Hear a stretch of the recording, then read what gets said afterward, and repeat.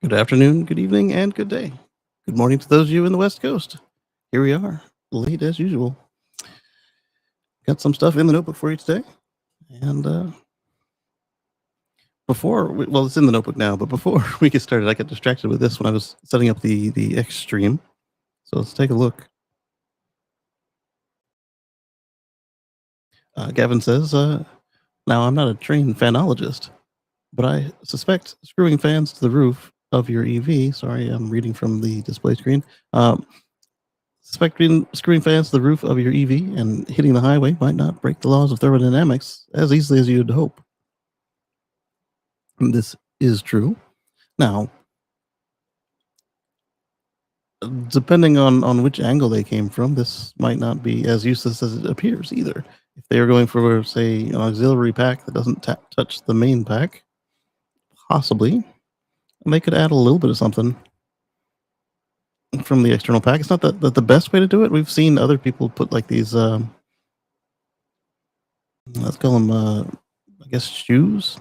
It's like a roller that they put on one or more of the wheels, and possibly something they put a little bit in line.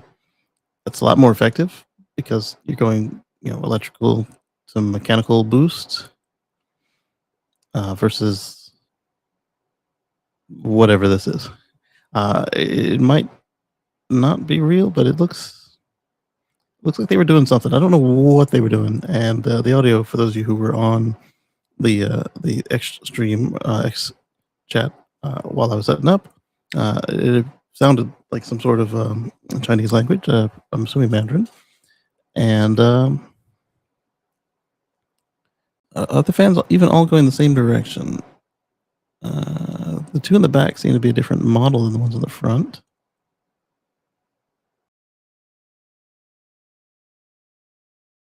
And are they all spinning the same way? Okay, so definitely they want to use it to go forward. So it's not some sort of like prototype hovercraft or whatever. I agree, Gavin. On the face of it, laws of physics state that if this is one of the suggestions people tend to have when they find out you got an EV and they don't really have their physics filter on, and they just start saying stuff. This comes up. Let's see if there are any comments. I'm curious what the reality of what their testing was. And it looks like that's probably an inverter or something in the rear there to drive those units, and one kind of large cable coming through. I don't know that the fuel door is necessarily the best place to do it, but easier than putting custom holes in the glass like you see all the manufacturers do when they want to put wires on the roof. This does not work. You need to fit smaller wheels at the front than at the rear, so the car thinks it's always driving downhill. It blows my mind. People smart enough to fabricate this are stupid enough not to know that it won't work. Well, that's why I'm wondering what's really going on here, because if they are smart enough to fabricate this, then they would hopefully be looking at something else entirely. The idea is when you run out of batteries, you can sit on the roof and blow air to charge the car. Okay, so there's a little something there. It's not really going to work. It's not really all that useful, but you'd want to either have manual flip downs or like a 12 volt motor to flip them down out of the way when you're in motion, if that was the case. Because if you're using them as generators and you're driving, the person capable of building this should be capable of understanding that it will lose energy. However, yes, you can freewheel them, but if they're freewheeling, then they're still adding extra drag to the system. This deserves to be every first year physics teacher's introduction to physics lecture. Maybe it is. Maybe it is. Like, he's tired of people saying, "Why don't you just try this?" And then it's fine. Let's try it. Let's look at the numbers. In fact, Let's unmute it. I don't know if anybody here can translate. I certainly can't. 还可啊，哥哥，你在拍啥？一个能自己充电的车。That's all they have to say. But the magnet one. It felt like I had touched the mic with my beard there, and I had not. But somebody likes to use my beard brush for a hairbrush, and so I figured maybe it was somebody's hair in my beard, pushing the microphone, pushing on my beard. But it was not. It was Phantom, or it was closer than I thought it was. One or the other.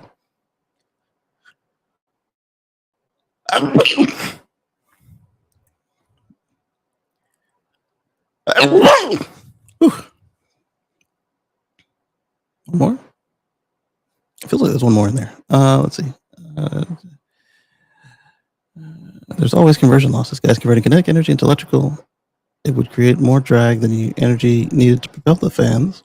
Too long didn't read. You'd lose more energy than you gained. Yes.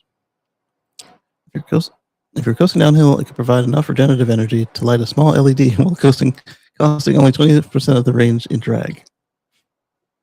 Yeah, if you've ever ridden a bike with a dynamo on it, or an electrical bike, or an exercise bike with a dynamo, or any other electrical generation device, switch that on and see how much harder it is to operate. Plot twist: it's actually wired to the vehicle to load circuit, and those fans are only thing propelling the car. Like I said, there might be more to this than it looks like. Oh, somebody actually commented on that one. I don't know why everything's so slow today. Yeah, it's a hovercraft. That's what I was saying. Is it a mule for a hovercraft? Like the dude with a rocket. I don't know about the dude with the rocket, but sure, whatever.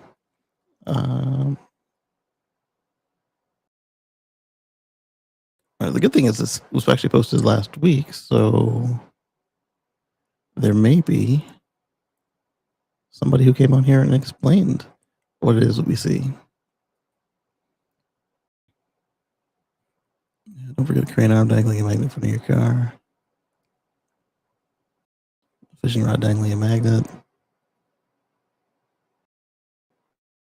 Tax evasion.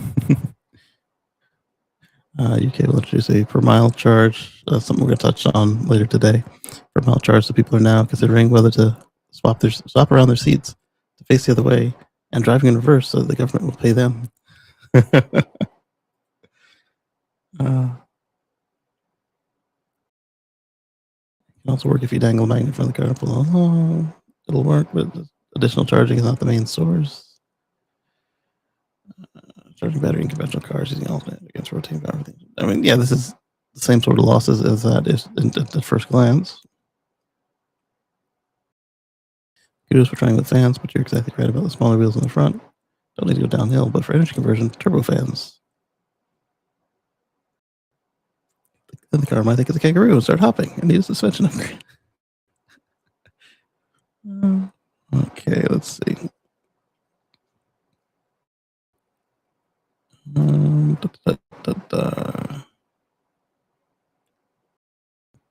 I generated the number plate, gave it away. Does it really though, or is that just bad Zoom? OnlyFans.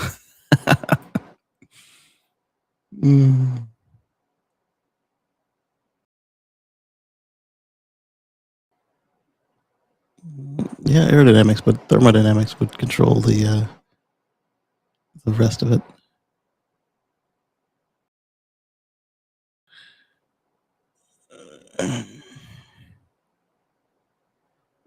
Also, should have done a fan tunnel design, just 2 rows of 5 fans to maximize the wind that's being harnessed. Looks kind of like this. I believe they're called scroll fans. And without any sort of ducting. I don't know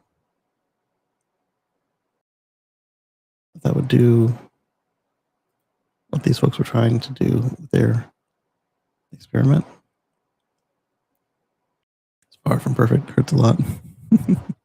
Doesn't matter where you put the fans, you can't get around the second law of thermodynamics. It's true.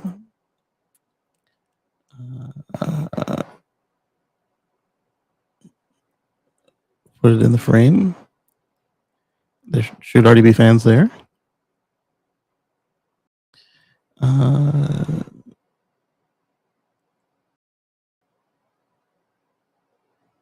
Does it say he got this from somebody else? I mean, he did, but like, did he link to who it was from? Please tell me it's AI. Got some bad news for you. That's not what I asked to be told.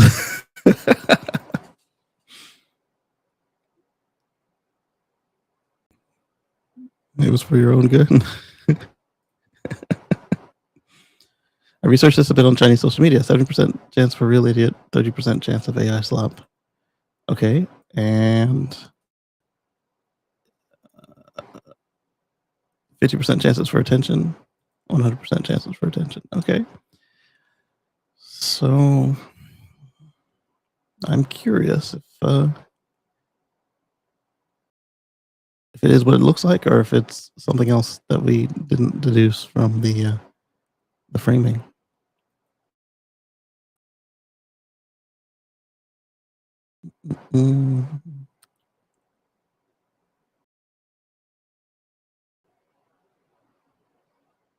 A Hyundai Ioniq 5. It's not quite accurate.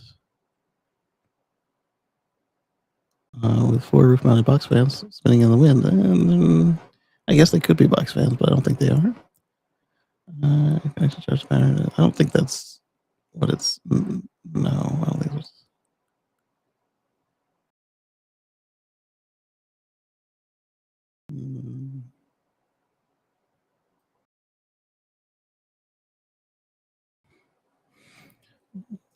Hoping.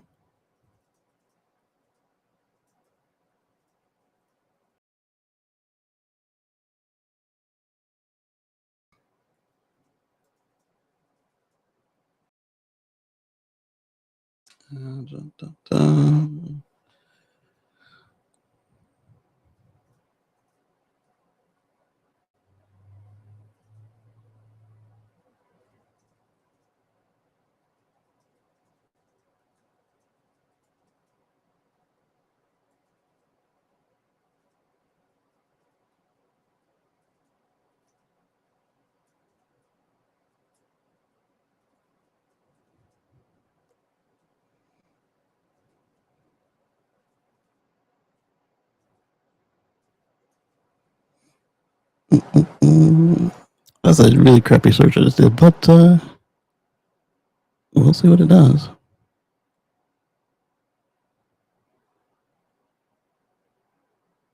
Oh, it's got links.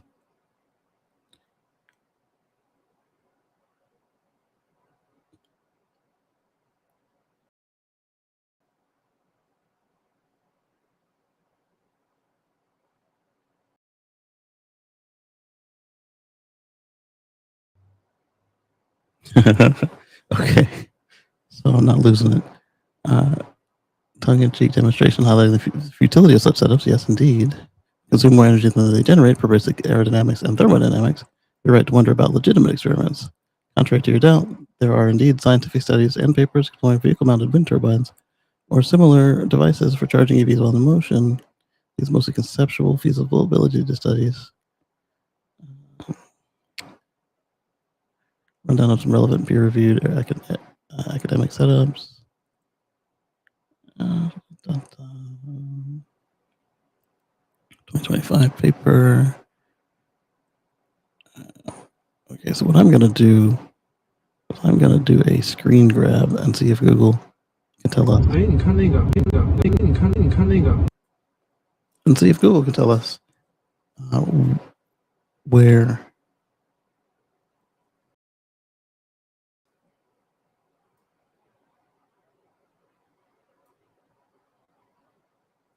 Okay, that went straight to the clipboard as I desired.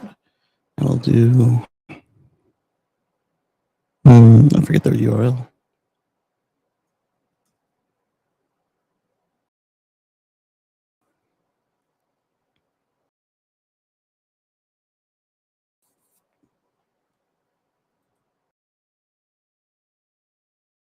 Paste. No? Search by image. There we go. Now paste.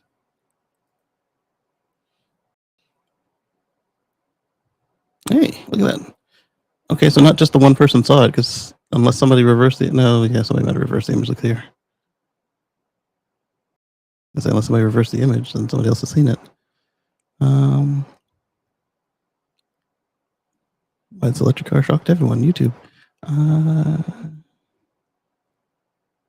Chinese innovator finds a way to power and recharge TV index. No, that's not what it is.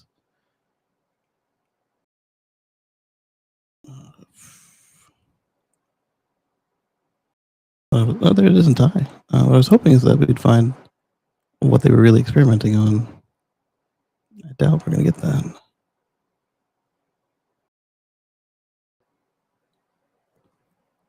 And all the pictures are from the same drive, so it very well could be AI.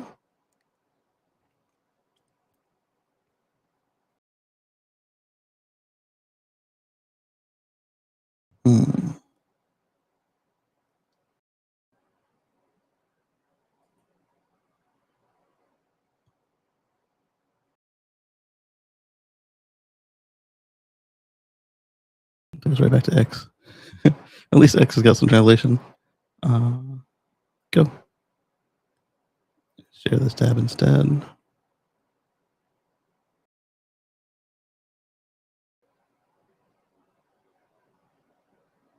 November 27th, a certain blogger posted a video. An electric vehicle owner installed 4 wind turbines on the roof of his car, using airflow to generate electricity while driving connected to the charging port. Yeah, that's not going to work. There's this question that this act violates the law. Yes, it does.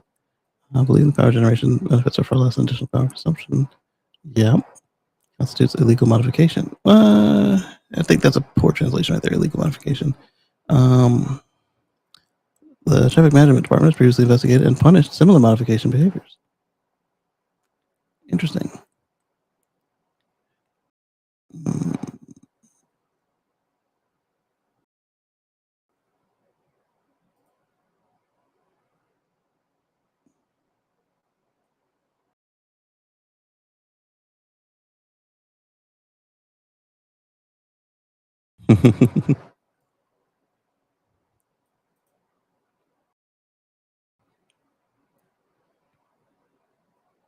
Let's see here. There.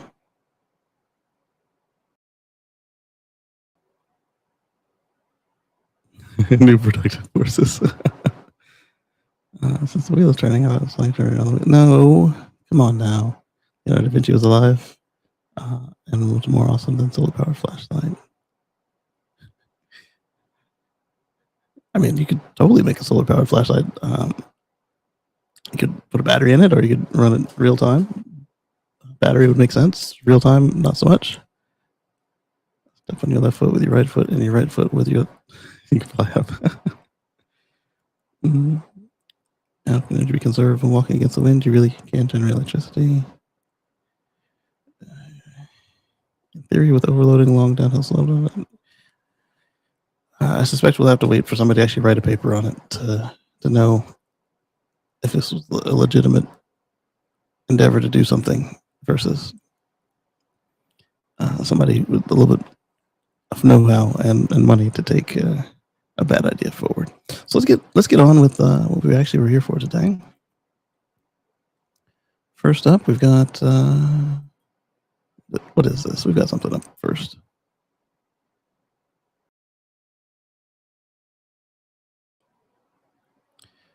It's a little weird that I've got the notebook overlapped with the screen we're looking at because the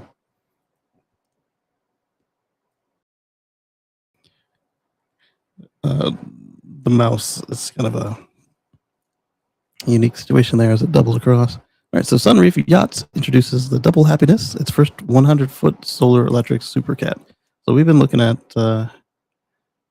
at these solar electric catamarans for years now, and here's their biggest one yet. Finally, the generator is optional, so it doesn't have to have diesel on board if you don't want to. Versus all the other ones we've looked at in the past, the generator has been rather standard. You didn't have to turn it on, you did have to maintain it, and it was there though. So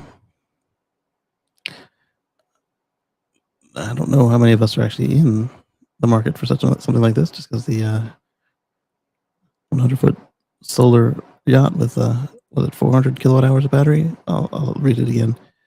Yeah, it's a lot. I think it's more than 400 kilowatts, because 400 I think was their previous one. The Polish boat builder launched a 74-foot luxury ocean-going catamaran with a fly bridge. That was after 2002, but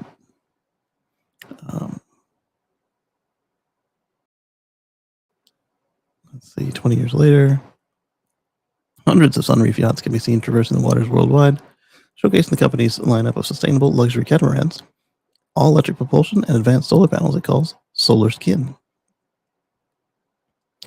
Over the years, we've highlighted some of the Sunreef's solar electric catamarans ranging in length from 40 to 100 meters, including the Eco Explorer and the 80 Power Eco. I think that was the last one we looked at, was the 80 when it came out. Today, the Sunreef has introduced the newest addition to its all-electric lineup, 100-foot catamaran named Double Happiness. Yeah, you know, they've got a little a bit of efficiency when they're able to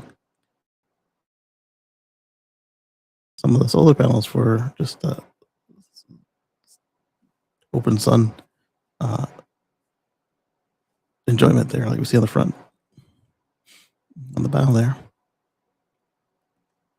Ooh, pictures. That's a party right there. 1, 2, 3, 4, 5, 6, 7, 8, 9, 10, 11, and more, because these are like couches, so you don't have to lay down on them. So 11 pillows, which means they're expecting at least 11 guests on the front there.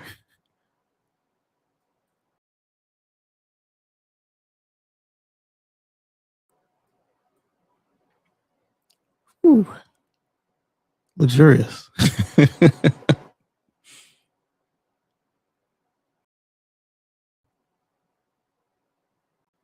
much bigger than the other ones they've showed us.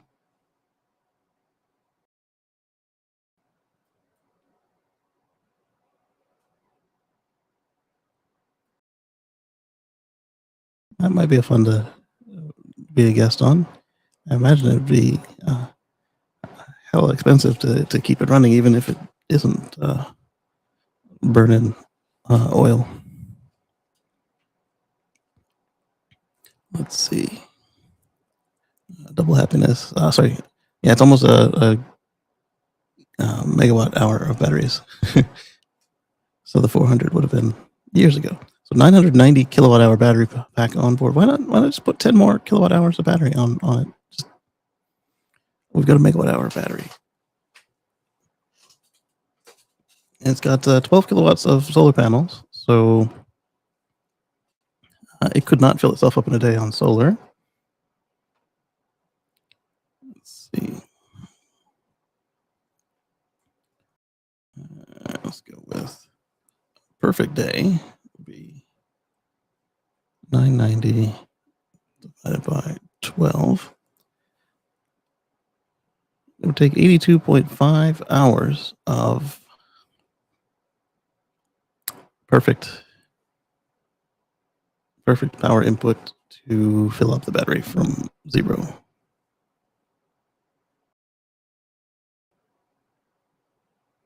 I mean, I guess that could happen. I mean, not in a single day, obviously, but I mean, it's not like you've got trees. You got fog and clouds, those sorts of shading, but that also means that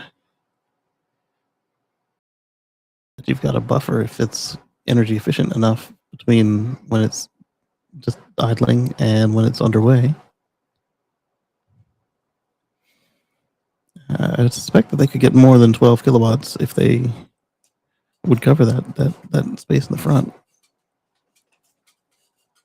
Let's see. Oh, we've got chat. Sorry, I had the chat not fully expanded out. Click over here. Click over here. Come on, chat. There we go. Hey, RC, in before Highlander. Haha, upvoted. Thank you. Diesel is crap. Yeah, the reason that they had diesel on the other ones, I assume, was for emergencies, because it was a really small diesel engine. I want to say like a 6-cylinder, not a boat 6-cylinder, but like a car, small truck 6-cylinder, and it was his job was to generate more power so they could limp home if they had themselves an issue. I think that I might have liked well, I guess no, it would be the same situation. I was gonna say like a sailboat or a kite. I don't know if they've mastered the kites that the computer can control, steering that thing to generate enough power, or not power, but directed propulsion to get you going. I know that we've seen it on larger ships. I just don't know where we are on human-sized boats. But yeah, it was. It made sense. Like, you could end up in a situation where you've used all the battery power and the sun is down and you need to get somewhere and it's empty. I guess. But yeah, I'm with you. I'd rather not have it on board there. So let's see. There's also the option for range extension via 2 generator sets, 350 kilowatts at 622 volts DC. So these ones are clearly not the limp home generators. These are people who would prefer not to spin them up, but aren't afraid to just burn oil anyway. 350 kilowatts at 622 volts DC. Additionally, the rooftop. Excuse me. Rooftop panels, 12 kilowatts of panels, 12 kilowatts photovoltaic. Some of the onboard electronics help power some of the onboard electronics. I would expect them to carry more than some of the electronics. The result is a 16-passenger super catamaran that can accommodate up to 10 guides across 5 ensuites. Given its size, the 100 Sunreef Power Eco Yacht offers vast and luxurious spaces as well as quiet, secluded areas. Sunreef Yacht's founder and CEO, Francis Lapp, spoke. The first models of 100 Sunreef Power were a revolution. They offered unbelievable amounts of space, comfort, proximity with the sea, and seaworthiness. This 100 Sunreef Power Eco, named Double Happiness, we take the 100 Sunreef Power to the next level. Now the super yacht is able to navigate in full silence, no vibrations, no fumes, fostering a better connection with the sea and superior energy efficiency. So it seems that the owner agrees with us, is that he would have preferred not to put the diesel on board. And here he's saying, hey, we can finally do it. The 100 Sunreef Power Eco joins the boat builders' growing lineup of quiet, emission-free solar electric catamarans that are not only sustainable, but also ultra luxurious and well crafted. There are no comments on this one, amazingly. Oh, didn't see this one. The Lexus LFA is back, and this time it's 100% electric instead of a hybrid. Let's see about it.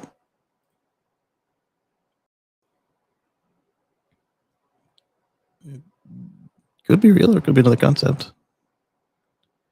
Will be fully electric, developed alongside the Toyota GT, as a GR GT and GR GT3. First look at the EV sports car. Like I said, the LFA name embodies technologies that the engineers of its time should preserve, adding it to the vehicles powered by internal combustion engines. I mean, It would be a little weird. Although it will share core technology with other components of other GRs, all aluminum frame, the new LFA will arrive with a unique design and advanced interior thanks to its electric powertrain.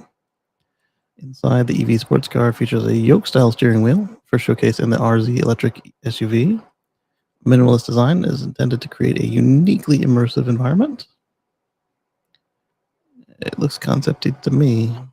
Oh, yeah, right there, LFA concept. So we'll see what actually becomes of it. Toyota's not very good at sticking to their concepts.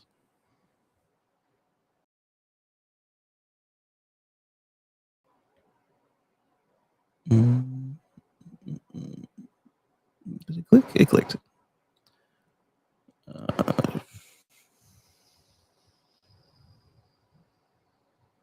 Thinking about it. Oh, new kid on town, not accustomed to Toyota reticence. So yeah. Not only are they not good at sticking to their concepts, they're also really bad at sticking to anything electric. Hangfire, not actually produced yet. It's a driver's car just to impress as a sex symbol, leaning to the ladder. And its overly long hood doesn't make sense. There's no V12 to be stored.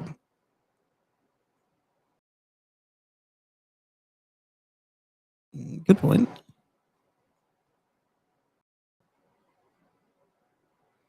They made 500 as the last LFA with weird lease resale rules. May launch this, but at volumes so low, your point stands. Dollars to donuts, I won't ever sell it, especially not in the US. Lexus hasn't released details because it's a Toyota misinformation press advertisement. See so many Toyota and their product press releases, reviews in every website, EV car news section. Now, these are paid ads and should be noted. Websites are low on revenues, and I was told they were critical to stay afloat. Tell the readers their ads. I don't see the advertisement tag on this one, and this site is pretty good about denoting those. All right, so back to the notebook.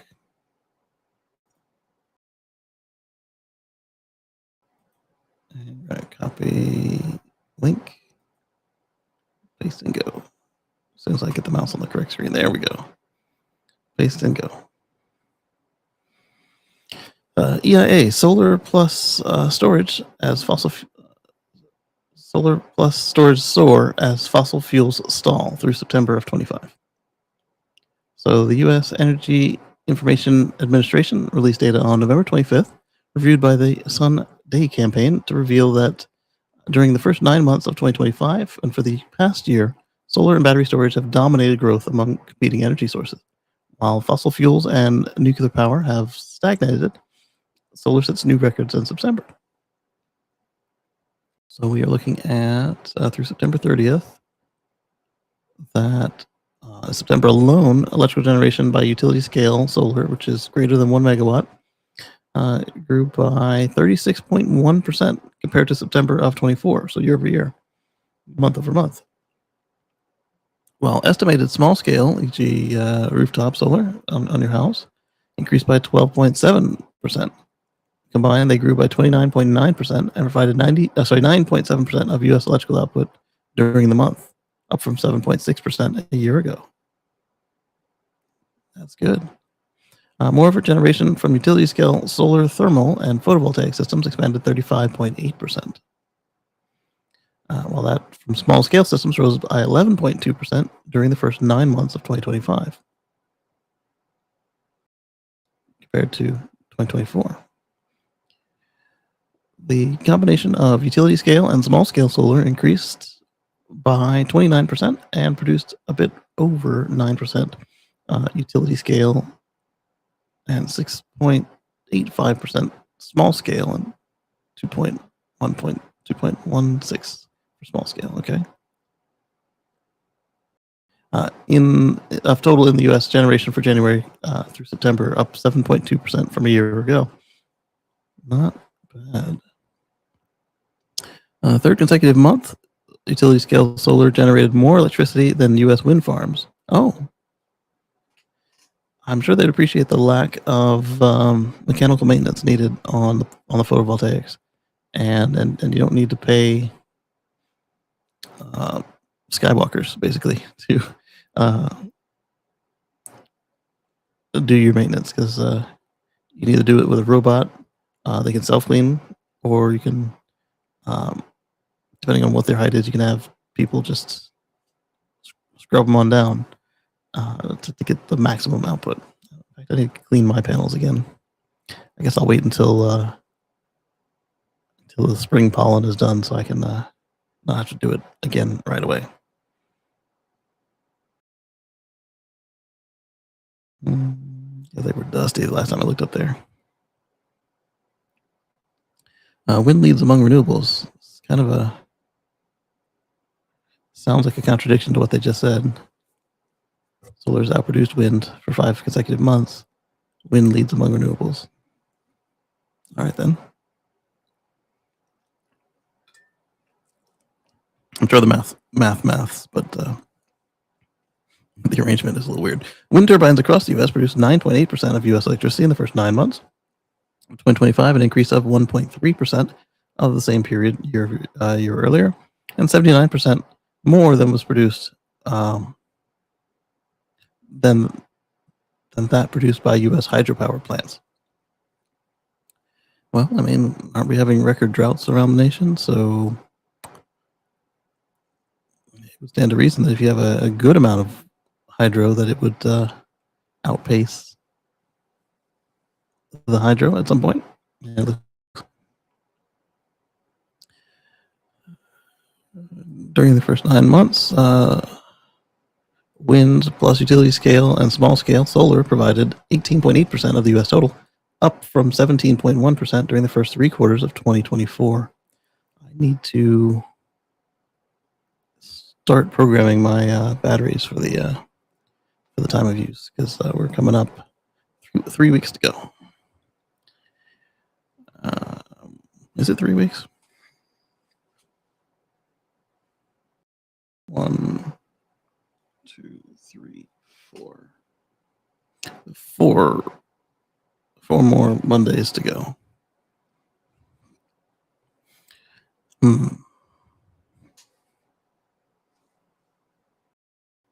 Maybe 5.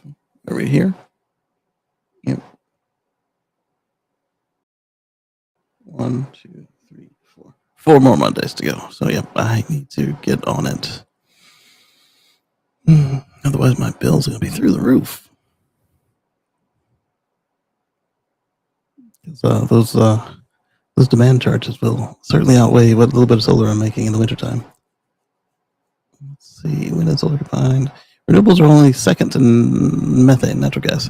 The mix of all renewables, wind, solar, hydropower, biomass, and geothermal produced 8.7% more electricity in January through September than they did a year ago, providing 25.6% of total U.S. electricity production compared to 24.2% 12 months earlier. Good to see that. Renewable share of electrical generation is now second only to that of natural gas, which saw a 3.8% drop in electrical output during the first 9 months of 2025. So I wonder if that is being dropped from the combination of renewables plus batteries, or was there a reduction in consumption, or but a drop in combustion is always nice to see. Let's go forth. Solar plus storage have dominated 2025. So they're answering the question I just had. By October 1st and September between October 1st, 24 and September 30th of 25, utility scale solar capacity grew by 32 gigawatt hours. Nice.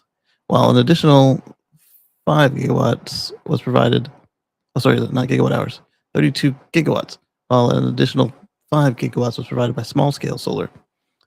EIA foresees continued strong solar growth, with an additional 35 gigawatts of utility scale solar capacity being added for the next 12 months.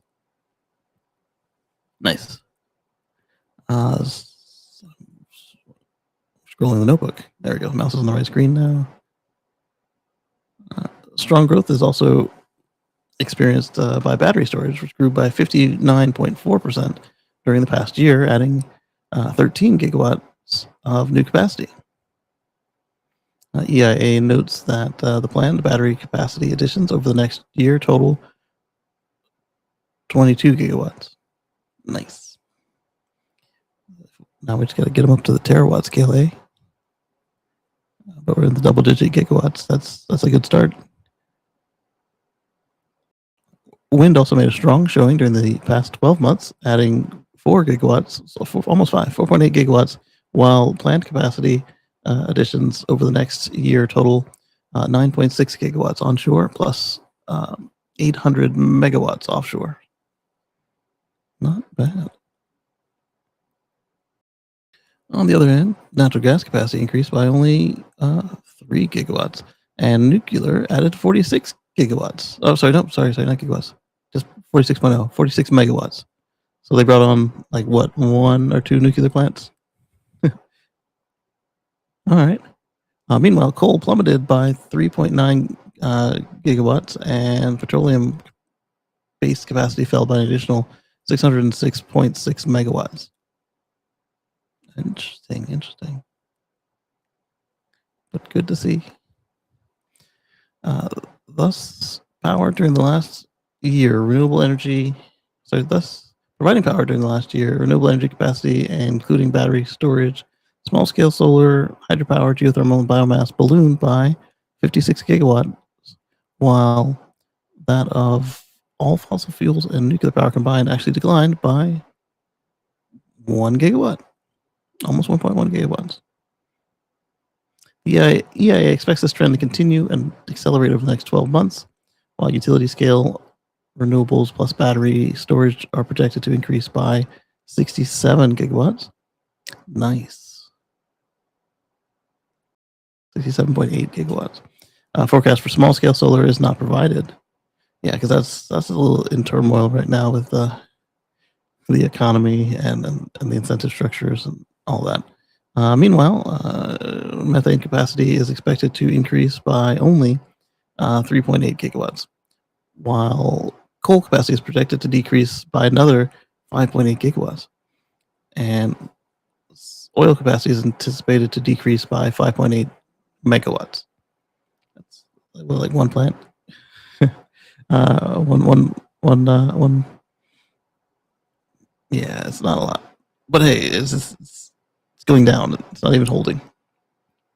EIA does not project any new growth for nuclear power in the coming year. That makes sense because you got the plant that Microsoft bought. It's going to take a couple of years to come online, and we don't make it easy to bring on new nukes in this country.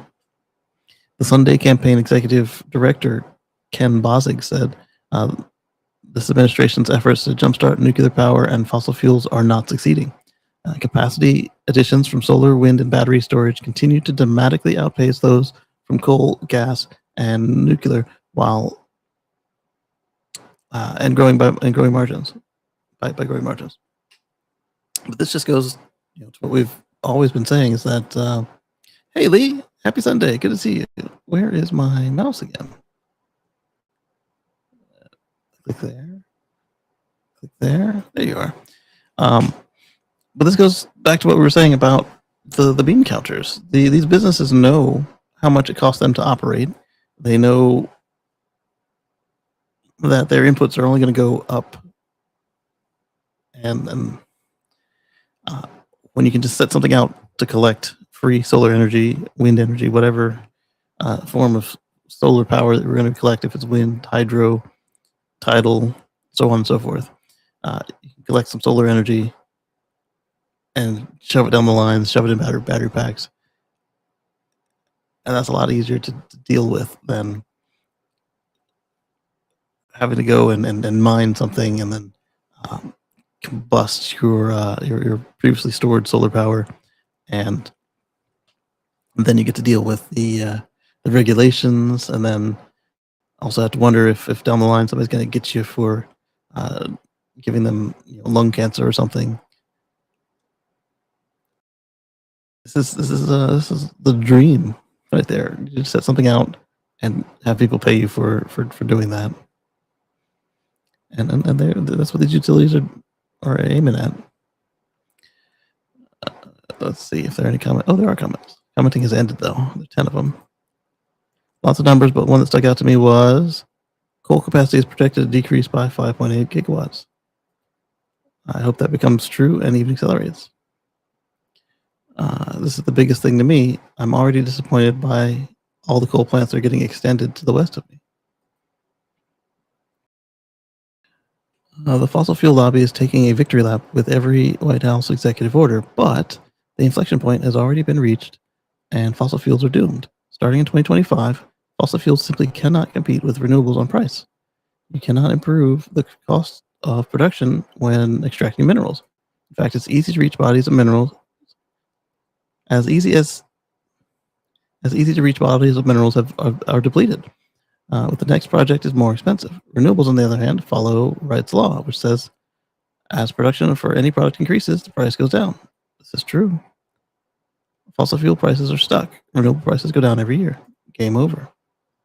To be clear, Wright's law also applies to fossil fuels, but since it's measured by total cumulative global output doublings, that is something that would take decades to see any effect with fossil fuels, since we've extracted them for so long and at such scale. In other words, their cost declines from scale. Their cost declines from scale have essentially plateaued, whereas renewables are still doubling every few years, both by starting from a low base and via very rapid growth rates. For example, battery energy storage system deployments are doubling every 18 months, and the cost to decrease per doubling for batteries is in the 18 to 20% range. Well, that's an increase because it used to be, 5 to 10%? And so now, every single year, batteries are getting noticeably cheaper. And yes, they are. I saw some used Tesla battery packs the other day for just $3,000 for the whole pack.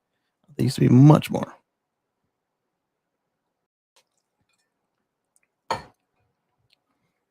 Those are the only ones I'm tracking from week to week. And by week to week, I mean I get an email on them, and sometimes I open them and look at them. I don't have the spare cash to grab one and then deal with integrating it. U.S. fossil fuels for transportation is already trending down, despite slowing EV adoption with the political opposition. Big oil and gas is banking on the export of liquid natural gas, which also helps boost their fossil gas prices in the U.S. But European and Asian importers of LNG are increasing their domestic renewables to wean themselves off of polluting fossil gas. Not just that, but also wean themselves off of the influence of external countries messing with their politics, thinking that they have them by the short ones on energy. So that'll only go for so long for them. France and South Korea have already mandated solar parking lot microgrids. Yes, I don't know if we covered that. I know I had a picture of one. I just don't know if we talked about it on any of the shows. Mandated solar. Yeah, we must have. Yeah, we talked about the one in South Korea. We did. I don't think we talked about the one in France. I don't think the thing has eye tracking, but it totally jumps the screen to where my eyes actually were. I don't know how it did that. It was a little disconcerting though, because I closed my eyes and then opened them, and then the words were right where they were. Anyway, back to this. France and South Korea have already mandated that at all large over the 80s based parking lots nationwide within 5 years. They're not wasting any time accelerating their transitioning to renewables and EVs. Some countries are smart. Yes, and manufacturers like Hyundai, Kia see huge opening to flood the U.S. market with EVs now. Yes, as do the Chinese.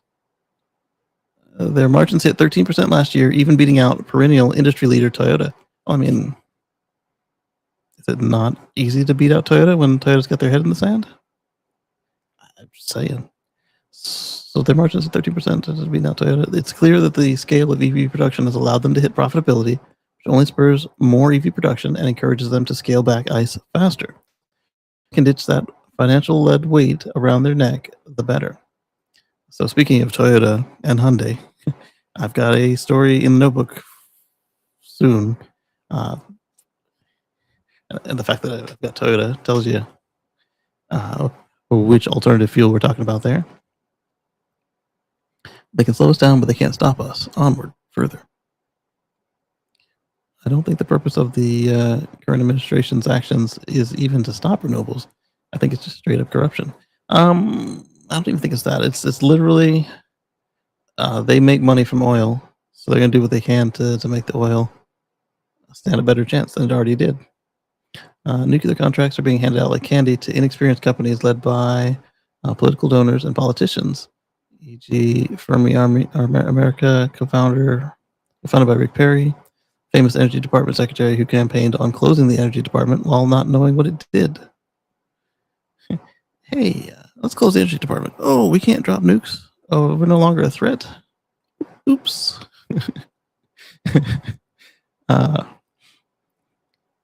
Let's see. I wonder if it was put there on purpose or if it just kind of ended up there. Because it does make it harder to mess with you if you also are part of the war chest. Let's see. Sure, the coal extension is the same story. The politician has no actual principles except to enrich himself to those who bend the knee to him.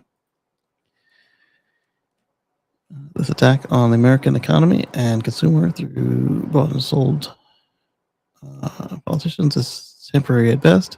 It's imperative that the U.S. generates electricity at cost parity or cheaper than the rest of the world. The previous administration understood this. The current doesn't care as long as stooges are making money. Again, bought and sold, criminals in charge for the time being. Big oil, nuclear, tech bro, 0, invisible hand, 1, capitalism for the win. I don't have a problem with nuclear. It's better than the alternative. The alternative being, oil. This is one that we're going to discuss. It's interesting, this title here, because I just saw another article that says the exact opposite. 5-ton electric tractor from China.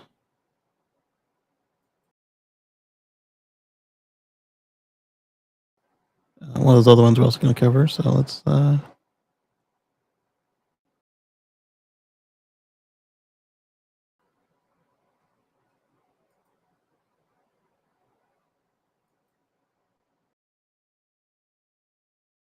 right, let's go back to that one that caught my eye.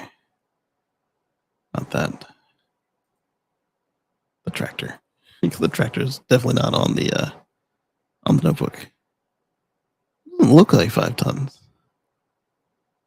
Is 5 tons the capacity? It's by Micah Toll. My grandpa would have loved that. He trained me on a New Holland Ford tractor. That clutch was so stiff. I had to use 2 feet to activate the clutch. I mean, I was just early in high school, but late middle school. Yeah, that was a fun little thing. He had a farm, so it was worth it.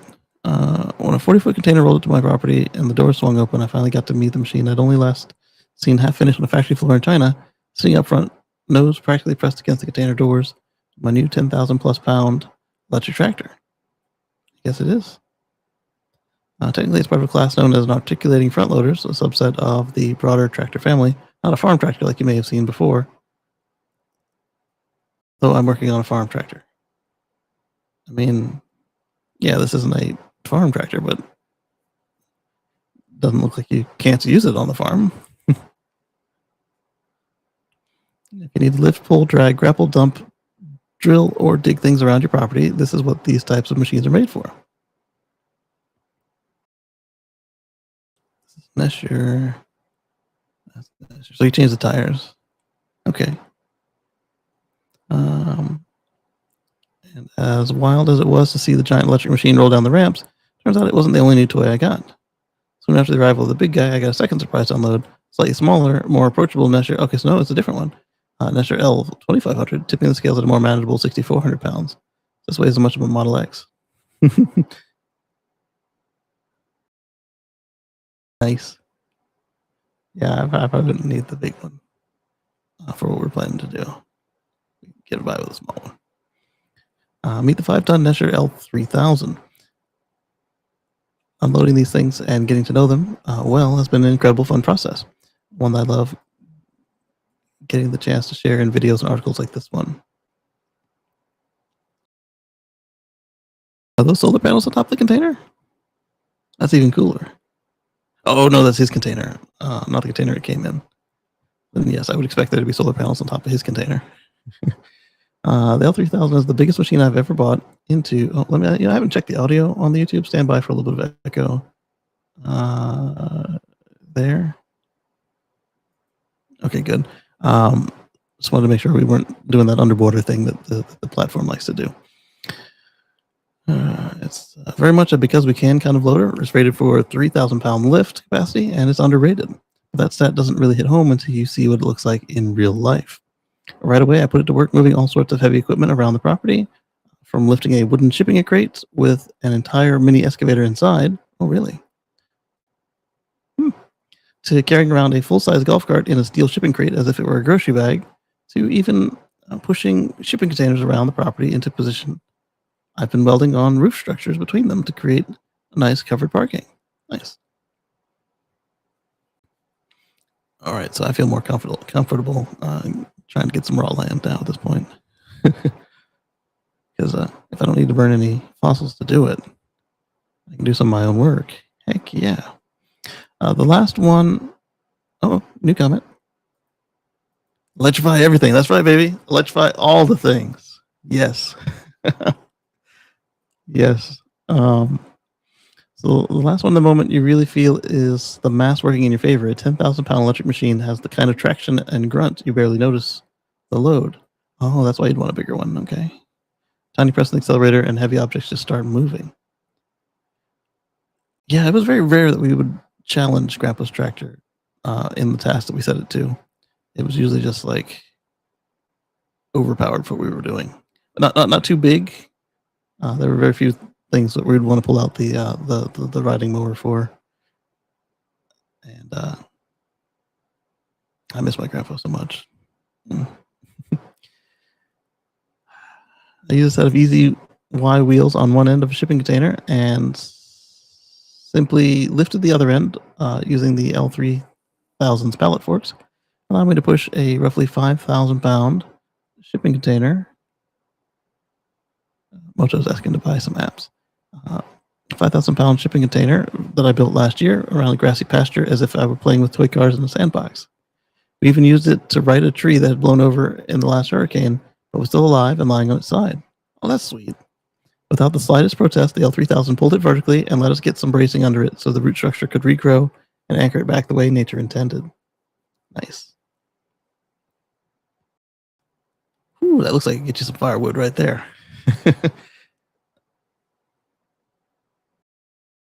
All right, so this is the 2500, and that's the 3000, and that's the 3000. So the pictures made it sound like the way they arranged this picture made it sound like this was the big one. That's the small one. She's asking for all kinds of apps. We'll deal with those later. Under the floorboards is a 40 kilowatt hour AGM battery. Oh, it's lead? Wow.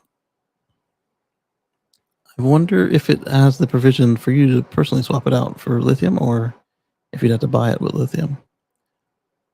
I'm thinking LFP would be perfect. Under the that's a lot of lead. Probably why it weighs so much. Good for around 6 hours of typical use on a charge. It isn't meant for 12-hour highway construction shifts. It's designed for landowners, homesteaders, small businesses, and anyone with a list of jobs that can be knocked out in a few focused hours. Charging is fairly straightforward and designed to be done anywhere. It uses standard North American 120-volt AC outlets with twin onboard chargers to feed that big pack from a pair of household circuits overnight. Okay, why not GMB, GBH, or level or type 2 or type 3 or NAX? Come on now, let's charge it up with the EV plug. It's got 40 kilowatt hours.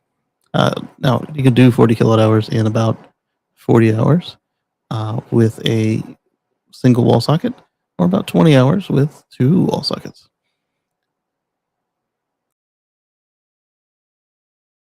Okay, the onboard charger can accept 240 volts, but the 120 volt option allows for level 1 charging anywhere a typical electrical outlet can be found. But why would you? Unless it only could do 240. It's rare, though.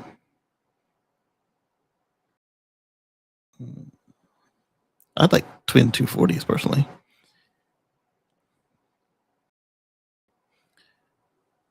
Interesting. Probably also a matter of price. I imagine it still goes up like crazy, but I doubt that they gouge you as bad as some of the local options. I get a lot of questions about batteries. One reason I like the AGM over lithium iron phosphates. Okay, that was my question right there. Lithium iron phosphate batteries is the ease of future work.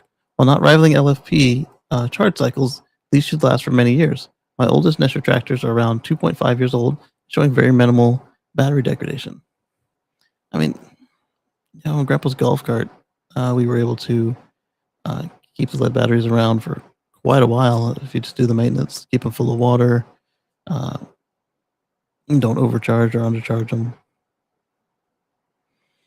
They're still, that was lithium was not on the horizon back then. We still just barely had the nickel metal hydrides in the Prius. So I'm sure he would have been one of the ones to get a lithium golf cart rather quickly. Had he been around for that. When the batteries do eventually need to be replaced, AGM modules can be found much more easily and from local suppliers, even big box stores like Tractor Supply or Home Depot. There's that. They can also be removed one pack at a time. Oh, there is that as well if you're going to be doing it by yourself. One module at a time. Where were we? Sorry, I looked down to undo the screensaver on the tablet and lost my place. At a time by a single strong individual. Yeah, because they're about 60 pounds, 80 pounds each, right? Other advantages include better cold weather performance without needing battery heaters. There's that. But battery heaters aren't hard to deal with. Extra weight that serves as ballast. That part I was thinking as he was saying how heavy it was, and it was easy to get grip and such. Serves ballast and increase the lifting capacity of the machine. And lower total vehicle cost. Of course, there are different unique advantages to LFP batteries, and like everything in life, there are trade-offs, but this seems to be a good balance so far in our experience. That's right, Eddie. Electrify all the things. Yes. I'm liking the idea of that smaller unit, like this one right here, the smaller one, when we get our little homestead. Because it'll just be me and my wife for the most part, so.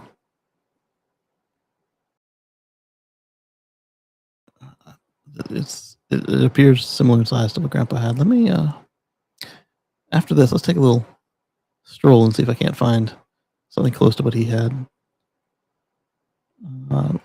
Good balance so far in our experience. But wait, there's a smaller one too. As far as a 10,000 pound loader is, it's honestly more machine than a lot of people want to maneuver around their property.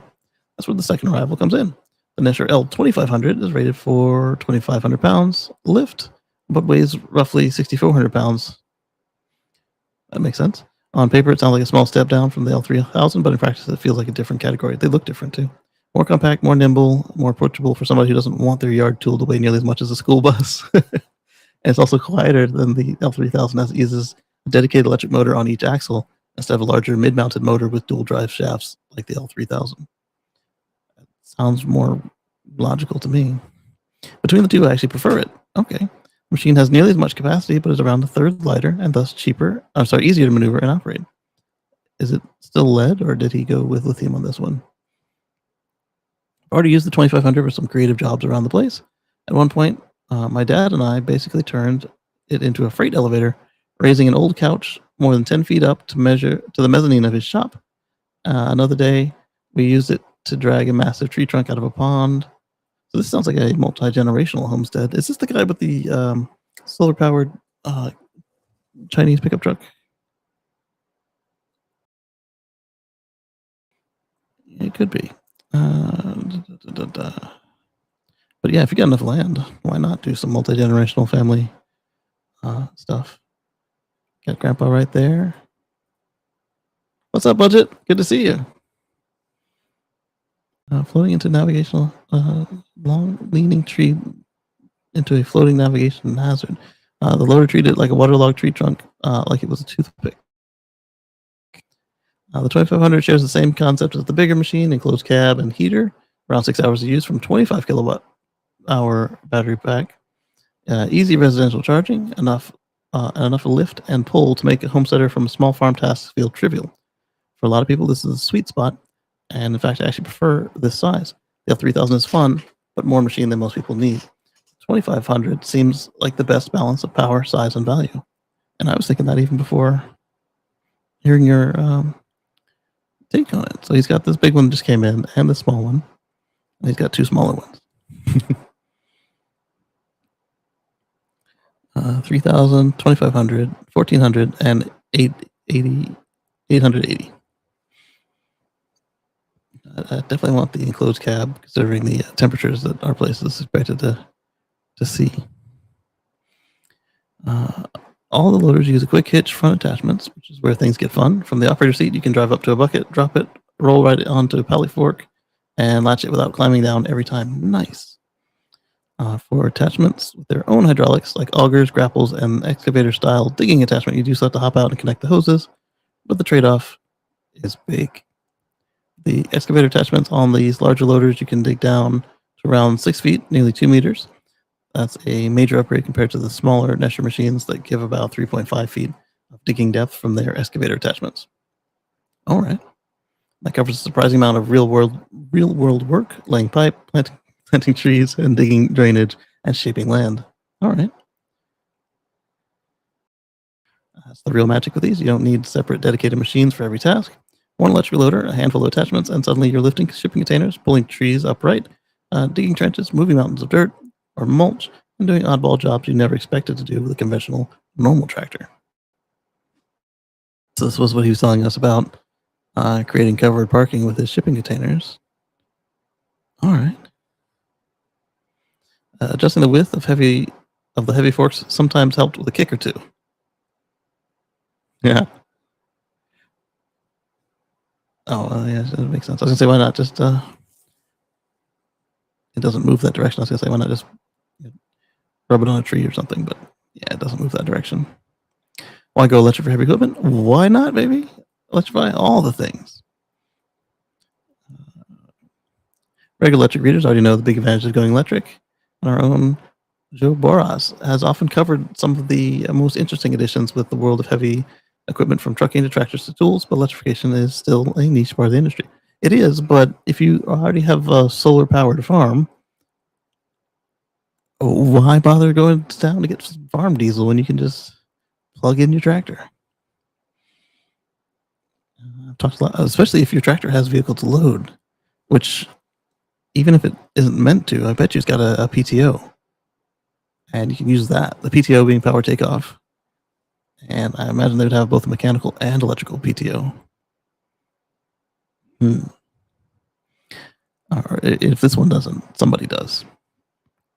I've talked about a lot about what these machines can do, and a question I still often get from curious neighbors and onlookers is, why electric? Well, I mean, if I'm right up on the edge of my property and yours, and you're trying to eat dinner, and I'm working with the tractor, do you want to smell it or hear it? I mean, yeah, you'll see it, but that's nothing you can do about that. Part of it is maintenance. A diesel loader has a lot of ways to ruin your day. Oh, yes, it does. Yes, it does. A diesel loader has a lot of ways to ruin your day: fuel system, injectors, emissions equipment, warm-ups, oil changes, filters, and so on. Yeah, Grandpa's tractor was down a couple times for uh, unscheduled maintenance. An electric drivetrain is basically a cordless drill scaled up, battery motor controller. Maintenance you do, like hydraulic oil, greasing the joints, is just for the mechanical bits, not for the engine. The powertrain is historically the worst part of owning any vehicle. It just quietly works. Agreed. I agree so much. Then there's the sound. If you're walking around an electric loader, you hear your own footsteps in the dirt as much as you hear the machine. You can talk to someone standing nearby without shouting over the clattering of a diesel engine. Yeah, we always had to turn that thing off to if anybody was coming by to help us. Hey, what? I can't hear you. And then you gotta start it up again. As the operator, you can talk to your crew or your family members in the yard without needing a walkie-talkie. And the reduced noise means you can even work around animals and livestock without spooking them. Yeah, the livestock, the diesel engine. I can work right alongside the cows on my family's pasture without bothering them, and it's just a calmer experience. Health is another big one. You spend hours a day sitting a few feet from a diesel tailpipe. That exhaust is going into your lungs. Mm-hmm.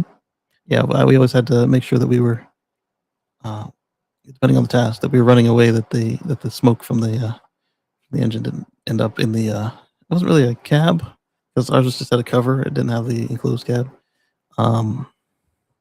Yeah, it's always fun to get a nice blast of hot diesel soot because we only operated in the summertime.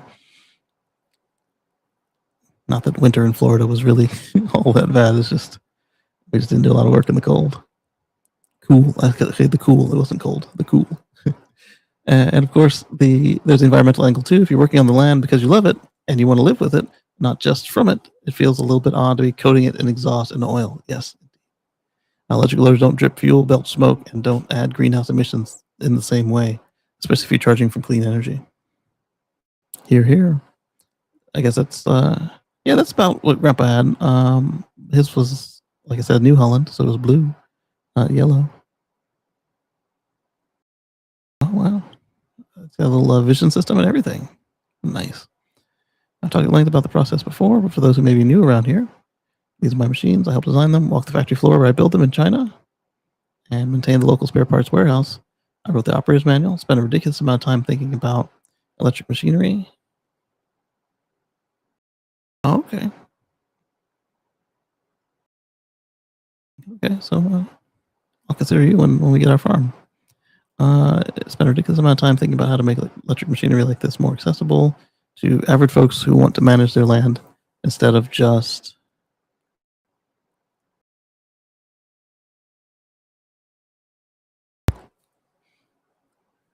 manage their land instead of just for large contractors and businesses who can afford the six-figure machines from the big guys. Yes. All right, so we will go ahead and open up his tab and save it for later. I'm proud of the work that's gone into getting them to this point and of the fact that they're starting to become available in more countries. There's the first Nestor dealer in Canada. It just opened recently, and a few other countries are in the works. Society is well-intentioned, one looking for electric alternatives to replace polluting legacy machines. We often spend so much time focusing on flashier vehicles, such as electric cars and trucks, and bikes and scooters. It's easy to forget how much diesel is idling away on our farms, work sites, and homesteads. Good point. The machines like these show that electric isn't just possible in this space, but it can actually be better, cleaner, quieter, and easier to live with. Sure, that big Nestor 3000 loader isn't for everyone, but most people probably would be better served by the 2500 or even the smaller 1400 or 880. If you're running around the clock road crews, you'll still have a diesel fleet for a while, as there aren't many electric machines that can do 16 or 20-hour shifts yet. Yeah, there aren't many, but they exist already. For the growing number of landowners, small contractors, homesteaders who want serious capability without the headaches and fumes of diesel, electric loaders are finally becoming a real option. Nice. Oh, comments. It's quite interesting. The best part was for the last bit where you had the comparison photo and explain what the tools are for, why electric, and yeah. City folks like me have no experience with any kind of tractor aside from keeping well clear of the stench and the noise. Hand tools are great as electric, and I would never again buy a gasoline mower, even if I ripped out my garden to put in a lawn. Yeah, I'm never going back to a gas-powered snowblower or a mower ever. Never. It's just so much trouble and so finicky. Imagine farmers also have to be decent mechanics to keep their equipment running. Yeah, and in fact, not only do they have to be, some of the manufacturers are trying their best to make sure that they don't have right to repair, so they don't have the ability to work on their own tractors. And in fact, they've gone so far as to have the stance that you don't own the tractor; you're just buying the rights to use the metal from them, and the tractor part belongs to them. You need to get the repairs and software and everything from them. So, just in our fight for right to repair, don't forget the farmers.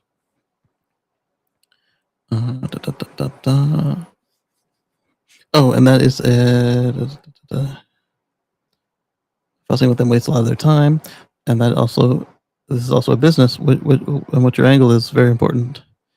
Of course, we wonder: are the vehicles selling in China, or has anyone copy pasted them to sell competing tools? Unlike a regular view, if you find some flaw in the product, you could fix them. A really cool piece, Micah. Congrats on getting these things available and making the world cleaner. I need a big riding mower for my lawn and wonder if anyone knows about these in electric form. There are a few. I was always under the impression they were very costly and didn't hold up to constant charging. If you get the lead ones, I also assumed that they would not provide the needed power to cut grass, especially for buying a small unit. Whoa, that part, whoa. The small ones are all really good. In fact, my very first electric mower was also really good. The reason I exchanged it immediately for the Ego was because it had poor logic. It had the power when it was in high mode, and it saved the juice in low mode, but it didn't know how to cleanly transition between low and high mode. And when it did, it didn't. It preferred to go back to low mode too quickly, and then it was a mess. So that was just a matter of not a problem with the lithium, not a problem that it had a low output motor. It was a problem that the control software was really crappy, and there was no way to update it. And since I was still in the return period and Ego existed, boom, give me the Ego, and then never had a problem ever since. I was thinking if the tractors had a mower attachment, it would make it much more of a bargain and a draw for all-around tool. Looks like really nice equipment. So let's highlight this. Go back and look at the small one again. Towing out my dad's currently not running diesel farm tractor.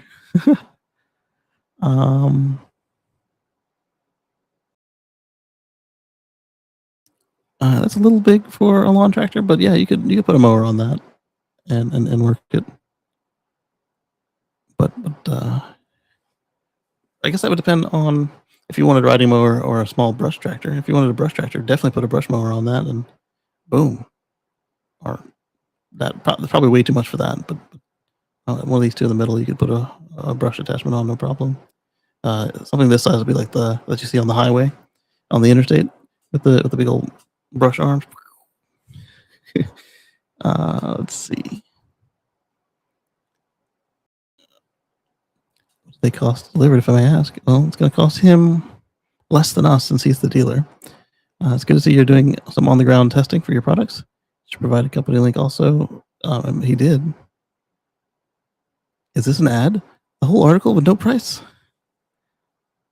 Yeah, it kind of is. So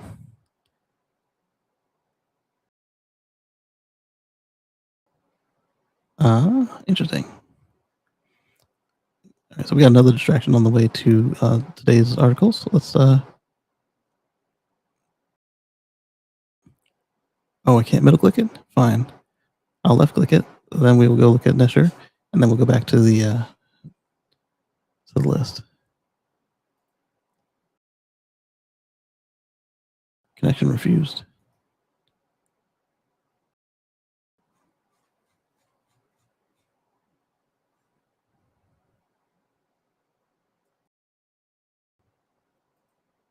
Well,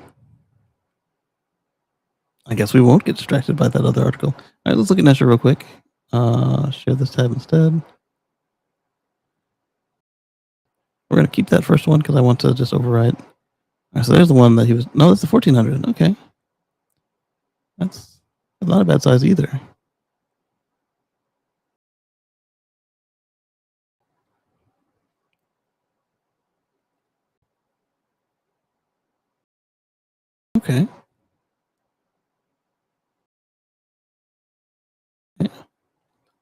I'll add him to my bookmarks for later. So let's go back to where we were, and then let's look up Grandpa's tractor. Let's go with a New Holland Ford. Share this tab instead.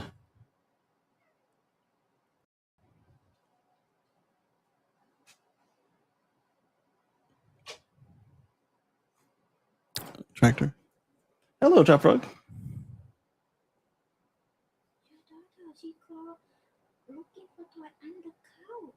Under the couch? This one? Oh, she wouldn't come out from under the couch? Yeah, I used to curl under stuff when I was her size.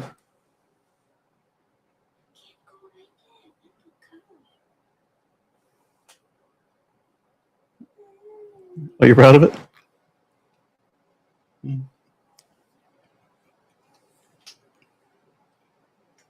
Are you hungry? You want to come to me because I got food? She refuses to talk. She saw me take a bite of that biscuit, and she said,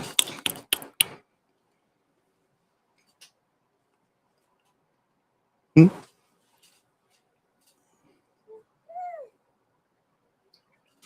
You want some sausage?" I didn't get to my sausage yet.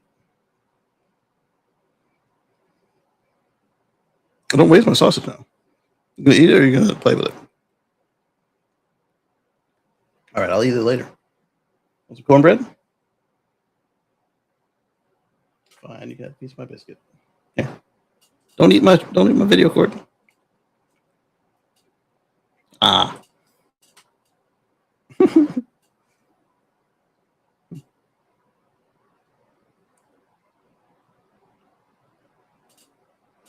She doesn't like you putting food in her mouth anymore. She's got to do it herself. They grow up so fast. All right, so let's see.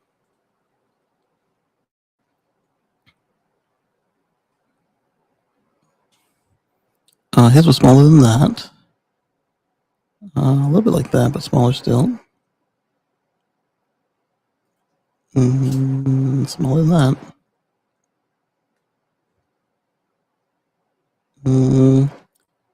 It was about that size, but bigger.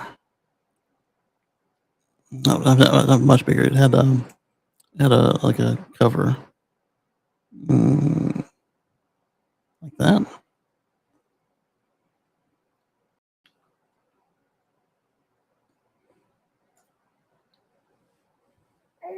Yeah, it was that vintage. Well, not that vintage. A little newer than that one. You ready to go with mommy? Here you go.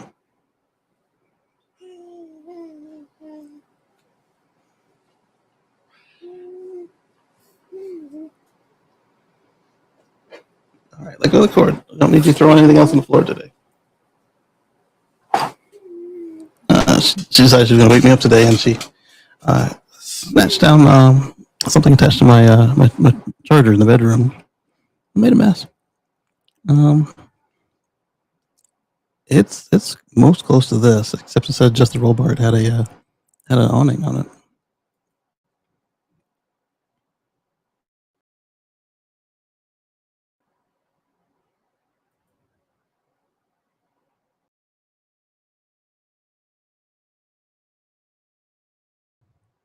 Hey, I've got a Microsoft book. Why? I don't know. But I do.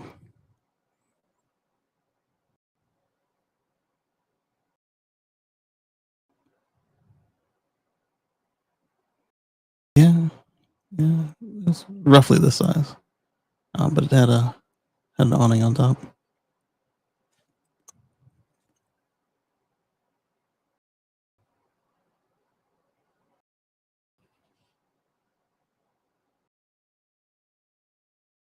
Not that small.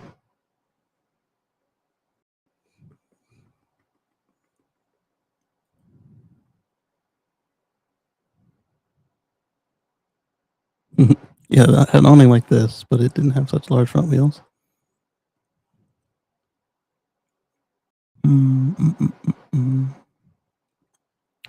Getting close. They have quite a range of sizes, don't they? I knew they got bigger. I didn't realize they got smaller too. practically a yard tractor. All right, we won't go on much longer. I'm just hoping to see the exact same one. Kind of like that, but still bigger.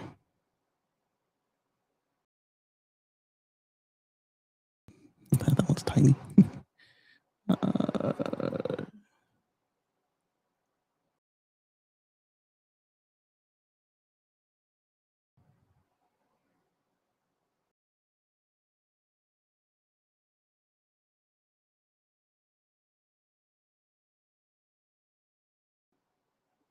Not that small.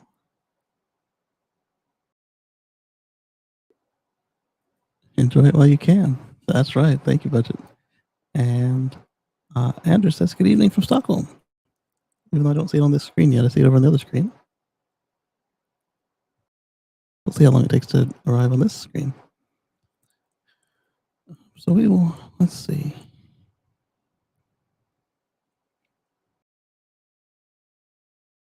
This one right here just feels right. It's a little short though.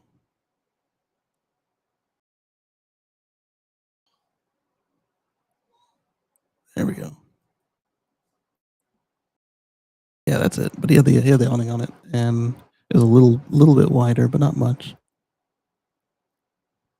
The one he had, not this.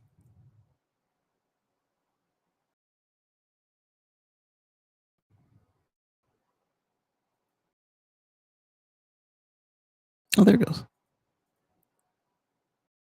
Okay.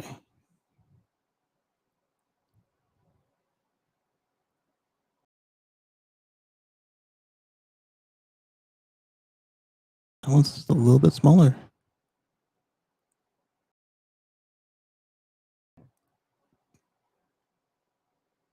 Either way, so you get the idea of what he was working with there. Let's get back to the notebook, which is on the screen.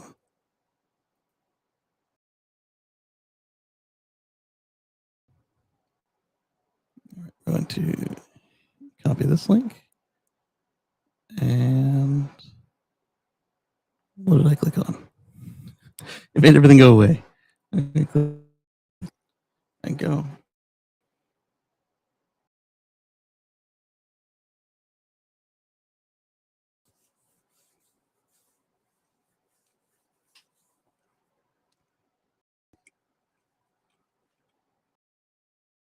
The bigger piece than I thought.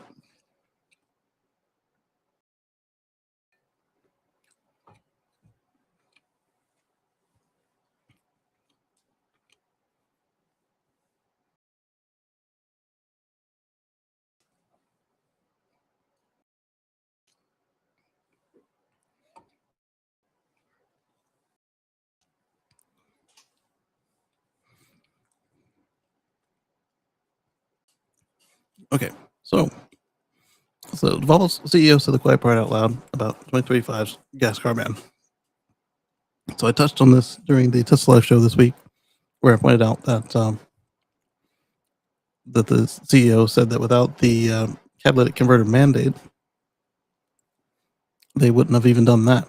And so he's saying that removing the electric car mandates in Europe will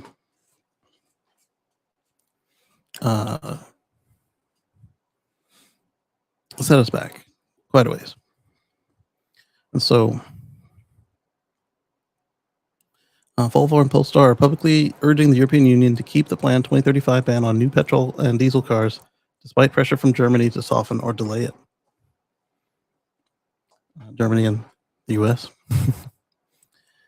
Their argument is weakening the ban would slow down the transition to electric vehicles and hand a competitive edge to Chinese automakers. The Chinese will not pause. Somebody speaks sense to these people. Exactly. The Chinese will not pause.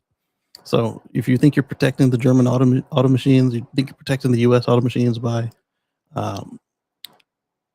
saying, okay, you can just make more of what you always made and not make any investments into R&D whatsoever, you're just aiding them in their own destruction.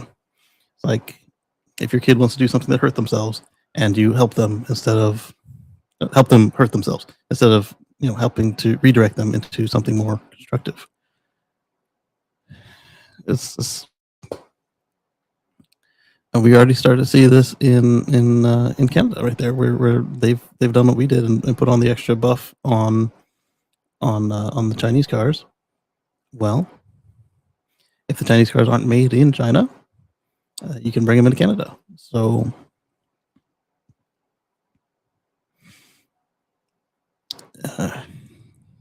we see it in Europe. The Chinese cars are they're not half bad. If you get the ones that are built competently,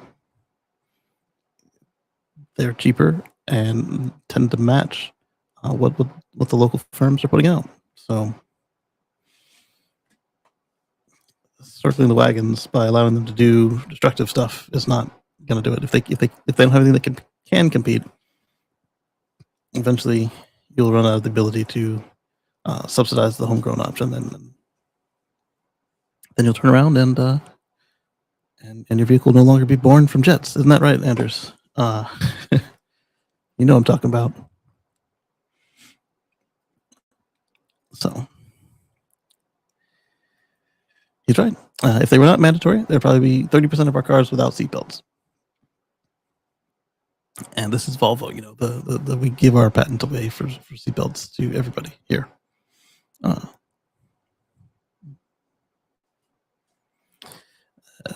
Who was it? Ford who said if I asked a man what he wanted, he'd tell me he'd want a faster horse. Well, so that was all I really wanted from this one, was just to point out that they get it, and thankfully one of them is saying the right things. But they would gladly ditch the new tech for the cheap old school stuff,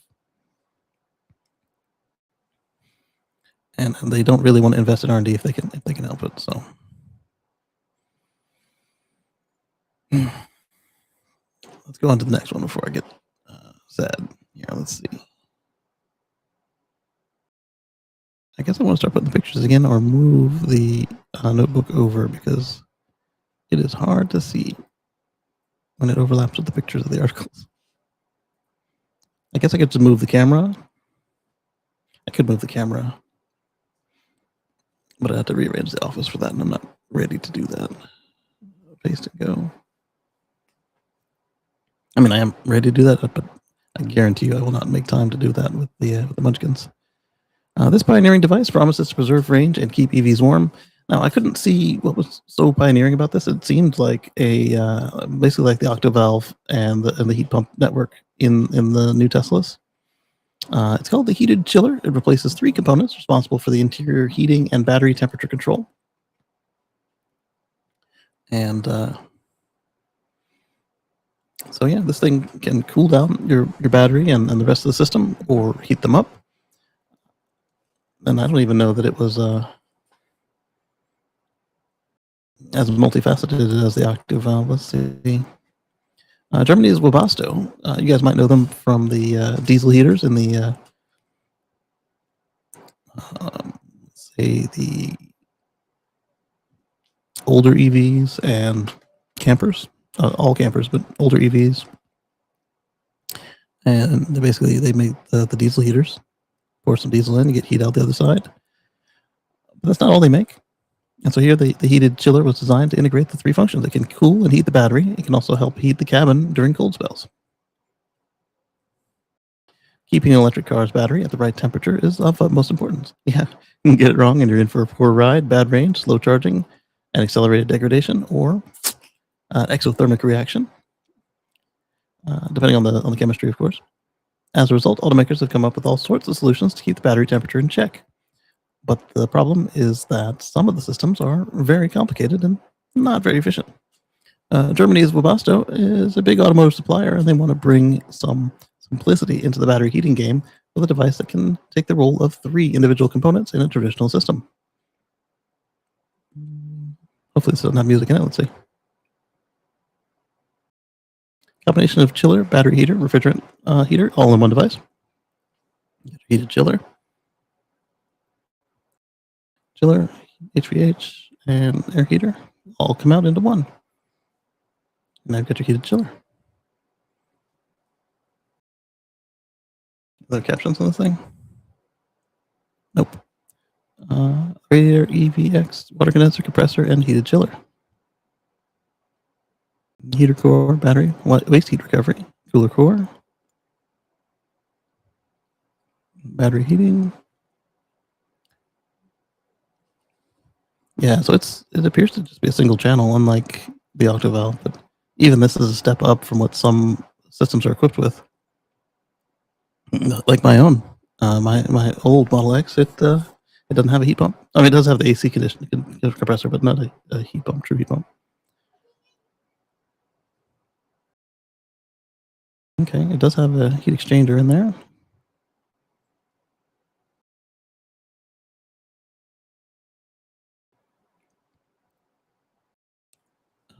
I didn't mute it. It looks like they intended for there to be sound there, but there's not. Guess it goes on a loop in their trade booth.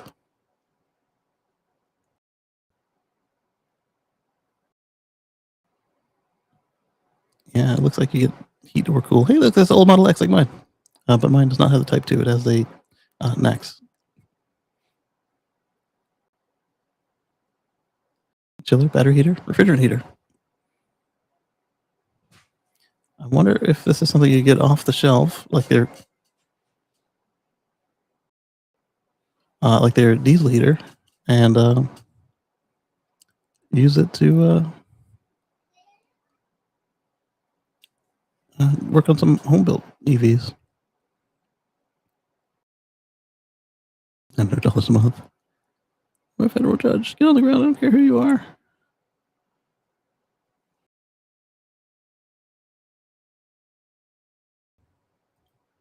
Where's my mouse at now? I'm not clicking on anything. I didn't click on that. Oh, I guess I did click on that. That was the same video we just watched. Opened a new window on me. Because I thought this thing was not mousing. Because nothing was highlighting. It wasn't there. Okay.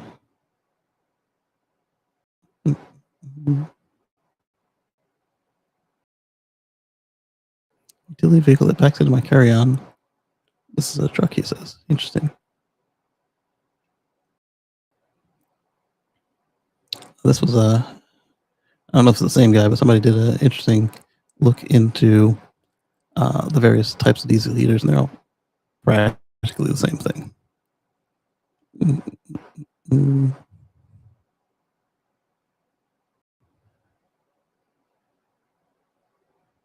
Aging wheels. Can a heavily modified Rivian take the EV cannon?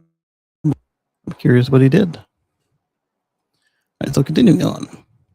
The heated chiller is pioneering in 3-in-1 replacement for 800-volt EVs. Okay, so it's designed for 800-volt EVs. All right. Promises to cut losses, improve cabin heating in extreme cold, and keep the battery at the right temperature. Yep. I still don't see that. I mean, I guess if you don't have an Octovalve, then this could be a nice shortcut. But it doesn't give you everything the Octovalve does. Because it seems to only run in one direction, heat or cold. Taps into both coolant loop and refrigerant loop, making all this happen. Making an interesting solution in the EV space because it can replace 3 components. Tesla's China-built LG batteries are catastrophic. Repair shop claims. We can open that one. Wondering how this is an improvement over Tesla's Octovalve. I think it's pretty fascinating. I doubt it's an improvement over it. It's not. Maybe an improvement for non-Tesla. Maybe so. Aside from the oxymoronic name, anything that reduces parasitic thermal losses is all right with me. Not clear on how this differs from a heat pump, but if it works, I'm on board. So it's a heat exchanger network, and it dumps into the heat pump. It looks like, based on the video and the pictures. Sounds like a surprisingly viable use case for what I'm assuming is a Peltier cooler. It's not a Peltier cooler, thankfully. And let's do this. Let's open this one because I wanted to look at it again. And I think we have this one on there. We may not.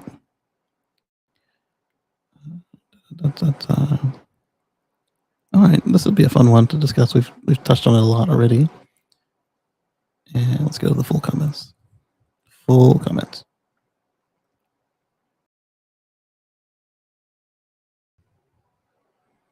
And then we wait.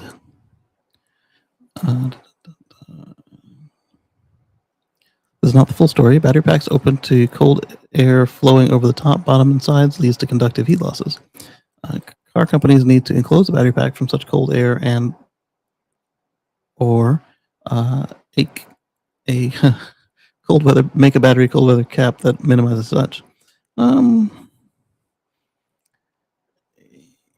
Yes and no, but there's going to be cost trade-offs on this. So it depends on how much you're losing to the environment and or gaining from the environment. Because don't forget they'll sit over hot asphalt during the summertime, and then it does that overload what you've got, and does that make a difference in cost of the materials, cost of the equipment, and the operating costs?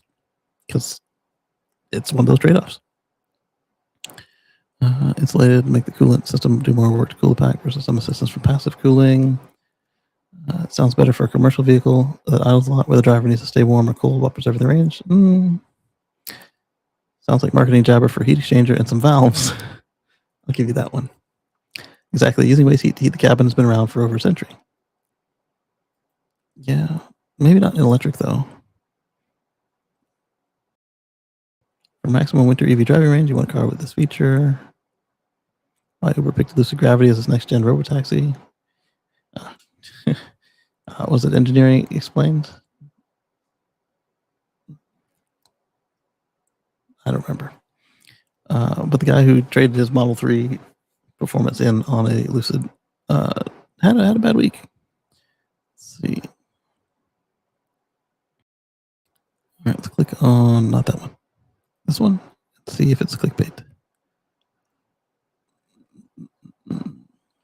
Lose 20% of the maximum range in freezing temperatures. Tricky to deal with. Cold weather. Heat pump. Okay, yeah. So can't add that to my existing car. Not easily, anyway. Here are some of them. Every Tesla and these guys.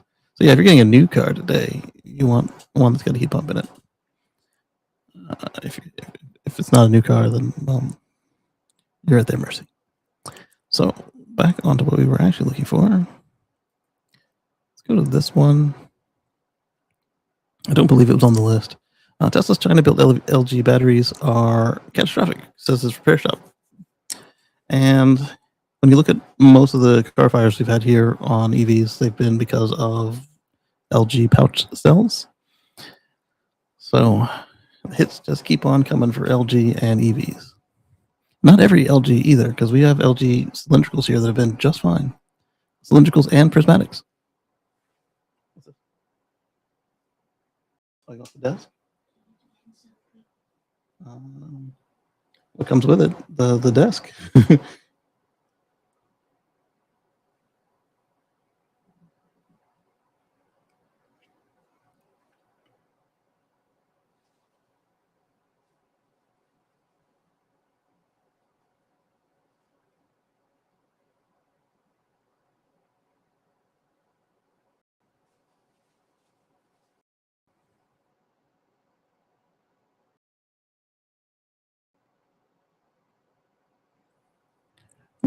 She's selling my desk. The desk, not the desk I'm at right now, but the desk that had my computer in it before I put it in the server rack. Croatian repair shop claimed that the Chinese-made LG cells degrade much faster than those made in Europe or the US. So the 18650s, the 2170s, and the 4680s. European repair shop has said that the Tesla powered by LG battery packs made in China have a higher failure rate than those made in the US or Europe.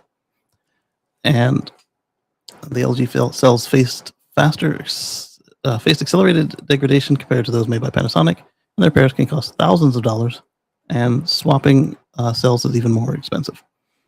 They also said that it didn't make sense to try and balance the modules because they didn't have one or two cells go bad. They tended to have a systemic failure. I am not familiar with the Tesla Chinese LG cells. It's just something that caught my eye earlier, and then it showed up in the list again. So I was like, let's look into it. While Tesla manufactures its own 4680 cells, the Model Y and Cybertruck in the US. It also relies on suppliers such as LG Energy Solution, Panasonic, and Catel for its vehicles sold in North America and overseas. A new report from Croatia said that the LG ES packs were made in China may not be up to the mark compared to those made in Europe or US. There's a Greek-based repair and R&D shop, EV Clinic, said in a recent post on X that the LG ES nickel manganese cobalt batteries NCM811 installed in the Model Y and Model 3 made in China have extremely high failure rates and degrade faster than the nickel. Media hype around the made in China battery systems being the best has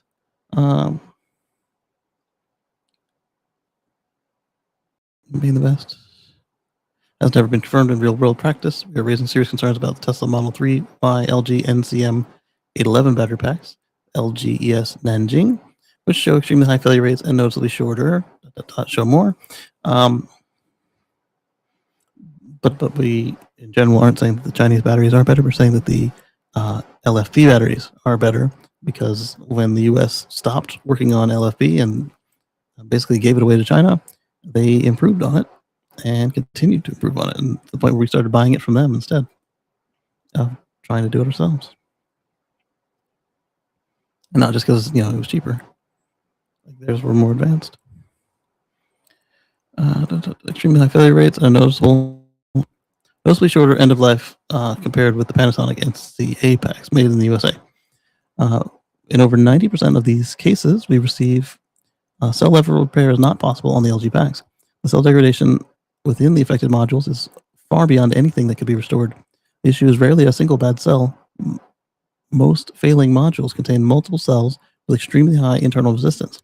Out of 46 cells, it is common to find 15 cells with over 100 milliohm ACIR, and the remaining 30 cells above 50 milliohms of ACIR. Given these patterns, it is adjacent series groups measured in parallel modules often show resistance values already above acceptable limits. This means that even if we replace the faulty cells with used matching donor cells, never with new cells, the remaining weakened cells are likely to fail in cascade. This makes the repair operationally unsustainable as the entirely nearing the end of life, exposing us to extremely high warranty and labor costs. Another unknown is this. If 1 out of 4 modules is badly degraded, what are the chances that replacing a single module will result in a stable pack? And for how long? Is it realistic to expect another 100,000 kilometers of trouble-free use after replacing one module? Most likely not. At this moment, during ongoing experimental testing with real customers experiencing LG failures, we are losing over 20,000 euros per month in operational time while investigating whether the LG's Chinese NCM811 systems can be sustainably repaired. At this stage, we can confidently say that the cells are, to put it mildly, catastrophic. Panasonic has mostly single cell failure rate at 250,000 kilometers, and it is repairable, where LG has multiple cell failure. For reference, a healthy Panasonic cell typically shows about 10 milliohms, while a new LG Nanjing cell starts around 28 milliohms. A failing Panasonic cell reaches 28 milliohms, which is what LG cells measure at brand new. It is extremely difficult to explain this complexity to customers. The only alternative we can responsibly offer, although rarely, is replacing the entire battery pack with a used Panasonic pack from the secondary market. And this brings us to a fundamental question. Where does the media hype come from claiming that Chinese-made cells are better? In practice, the best lithium-ion cells are made in Europe, LG Chem, Samsung SDI, and the USA, Panasonic. China's strength is limited to LFP technology, and that's where the China is better thing comes from. CATL and the others that make solid LFPs. That's where it's coming from. Unfortunately, it sounds like it's bleeding into areas where they are not as strong with what he was saying, the Chinese LG cells. China's strength limited to LFP technology, but blade format LFP packs are entirely non-repairable. And the blades, and the pouches, not repairable. non-repairable research by independent institutes. Important notice for Tesla owners with Chinese LG packs. Due to extremely high operational losses, we must introduce an experimental repair check feasibility fee to determine whether repair is even possible. If the pack is deemed non-repairable, the only options are 1. Replacement with a used Panasonic pack. 2. Full replacement at a Tesla service center. And Tesla doesn't always use new packs either, so that could be interesting, depending on what they want to charge you. Obviously, you're not going to use these guys if Tesla's going to do it under warranty, so you're already looking at trying to save a buck. And they're saying that this car is not going to help you. It's not going to help you do that on these cars. Reference data. Part number 1700012-00-B. OEM price 15,355 euros, excluding tax and the EPC. I'm not sure what EPC is.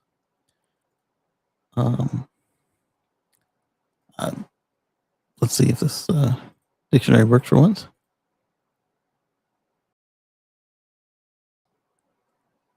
See, you know what he could be citing? That could be the electronic parts catalog price. Boom. Because the dictionary didn't help. EVC repair check, 1,200 euros, non-refundable. Remove and reassemble, waived if repair is possible, because they'll already have it open and hopefully be doing the repair. EVC full repair, 5,500 euros, excluding tax. And EVC Panasonic swap, 8,000 pounds. Oh, sorry, euros, excluding tax. Estimated end of life Panasonic packs, about 400,000 kilometers. LG NCM 11 from China, 250,000 kilometers, and you're done. So here they are, checking them out. That's the pack label. There's the cell readouts.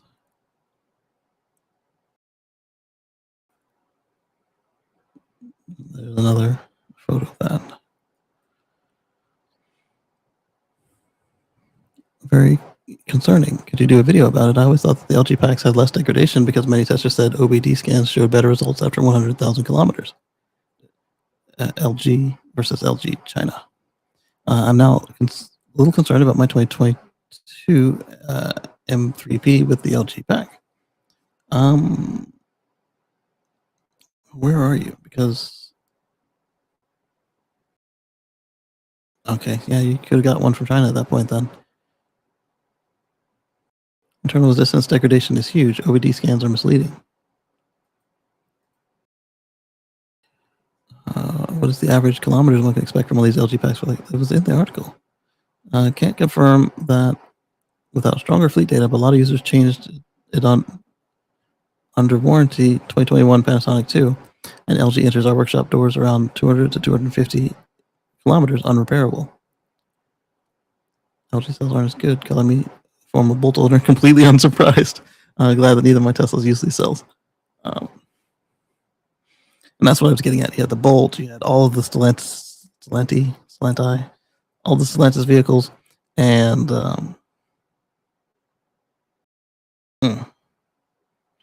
who was the last one to tell us to just park the cars? And they were LGs as well. LG USA is not the same as Chinese made. Same brand, different product. Correct, but US and Korean made LG cells were physically compromised by poor manufacturing practices. Other LG equipped cars also faced a handful of battery issues and quirks. Plus, oh, that's what it was. The grid battery that caught fire was LG. So I was like, man, this brand can't catch a break. Plus, my Bolt battery from 2017 2021 had noticeable degradation despite proper care and easy life. Those batteries likely would have had range-related warranty replacements towards the end of the term anyway. So Japanese Panasonic batteries are better than Korean. LG doesn't really have anything to do with the Chinese. Actually, it does, Mr. No Way, if you read where they were manufactured. LG Korea or LG Europe is better than LG China. Chinese differs chemistry, quality by a factor of 2 years. So yes, LGES is a Chinese product. All right, Arded. He said, no, it's a Korean product. No, it's a Chinese product manufactured under LG label. Oh, probably one of the The China 50% deals. Yeah, he never said anything else. Panasonic is alien technology in comparison with the rest of the market. I mean, they've been solid.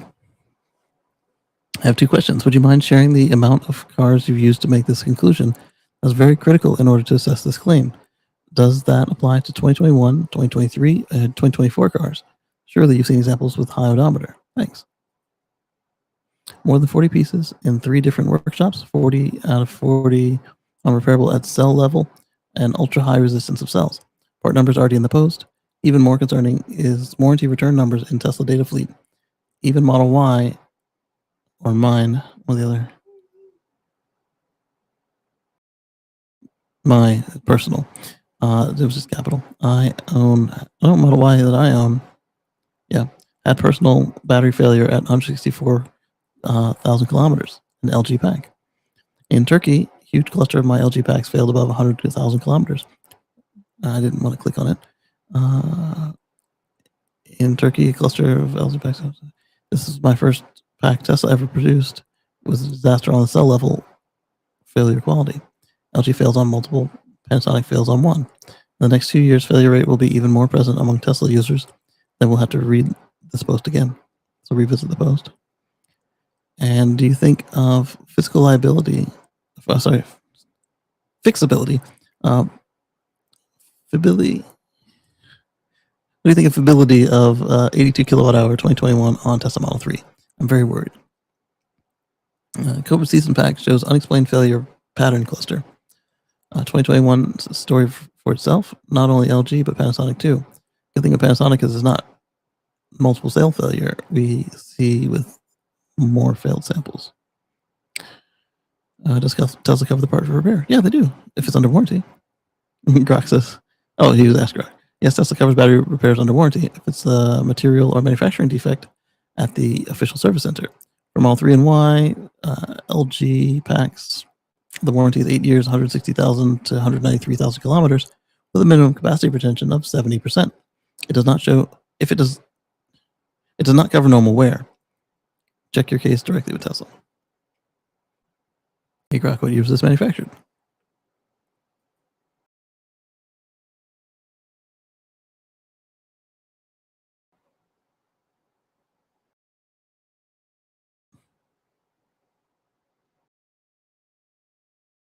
And let's see what Grok says.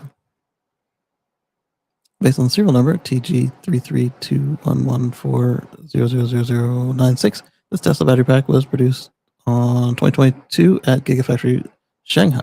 The 22 indicates the year. Right there, 22. Did Tesla change the battery chemistry since? Of course.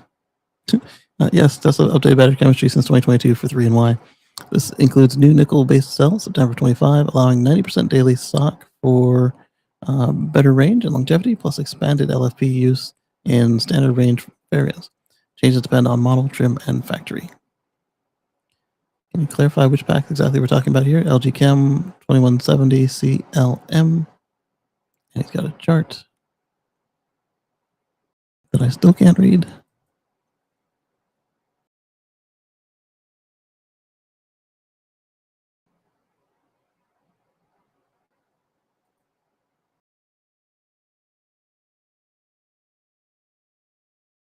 Okay, that's more readable, even as it is without me zooming in. Let's zoom in anyway. Okay.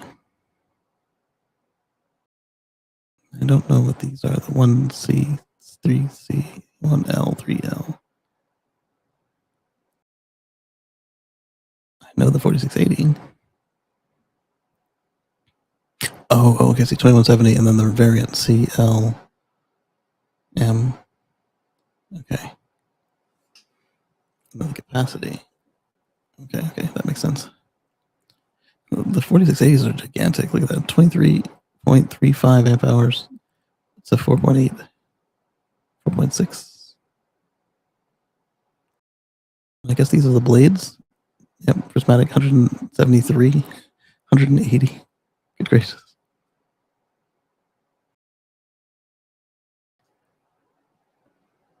Okay, so let's go back to the original article now. Share this tab instead.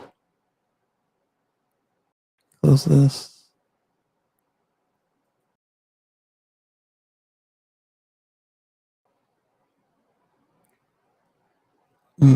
Let's finish this thread a little bit.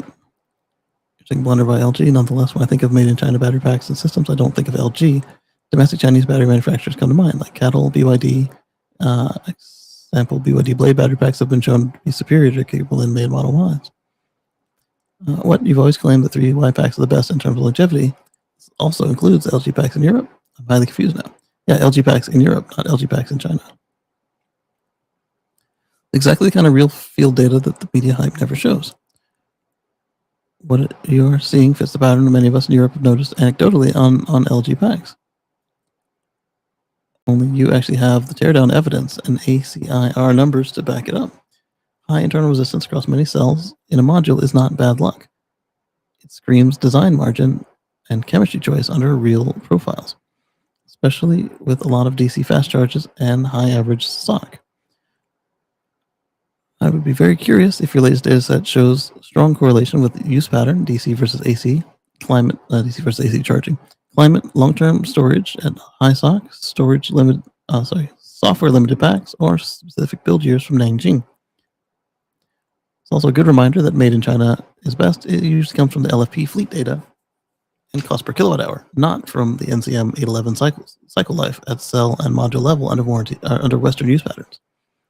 Panasonic lasting 400,000 kilometers and staying repairable while LG hits multi-sale failure around 250 kilometers has massive implications for total cost of ownership, residual values, and what sustainable means once the first owner is gone. Yes. Credit to you for being brutally transparent with your customers about repair feasibility and for openly saying when a pack is effectively at its end of life, even if that is commercially painful in the short term. There we go. Hopefully I'll stop popping in the microphone there, and I've repositioned it. How about the newer LG 5M batteries, the newer cells? Good question.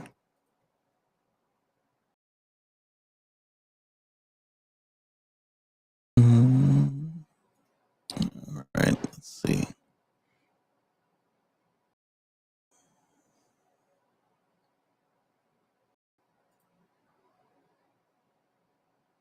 A 4% range loss, 64,000 kilometers, 2 years. Supercharging only, that's okay from my perspective. Mine is worse at 59.46 kilowatt hours of what, 60?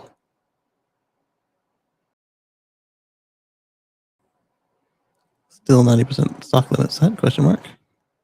No, I charge once a week, briefly to full, then my wife drives off. It's an LFP after all. Fair enough.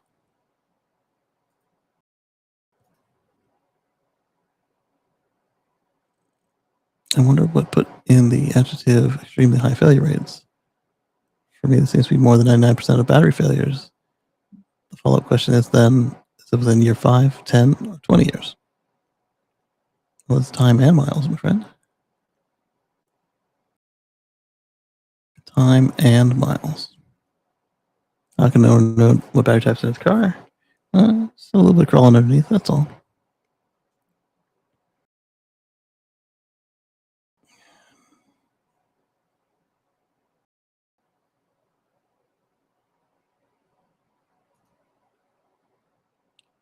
Another one I wanted to click on, but I lost it.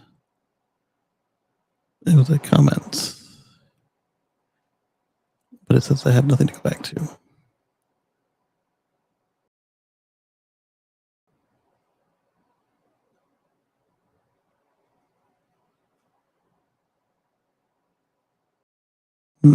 Let's see.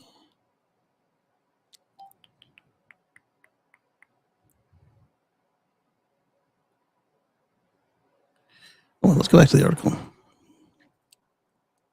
Show this tab instead. Close that one.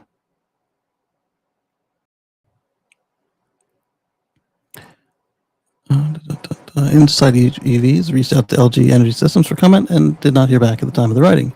Tesla does not respond to media requests in the US. LG Energy Solutions cylindrical battery cells.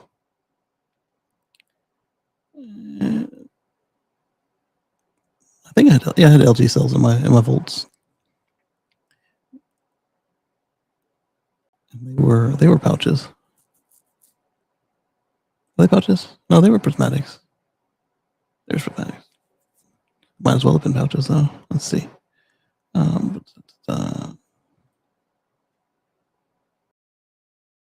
Still, Tesla's been the gold standard for EVs. So if what the repair shop is claiming is true, that's not a good look for the company, especially at a time when it's planning to give its CEO a $1 trillion pay package and move $20 million over the vehicles over the next decade.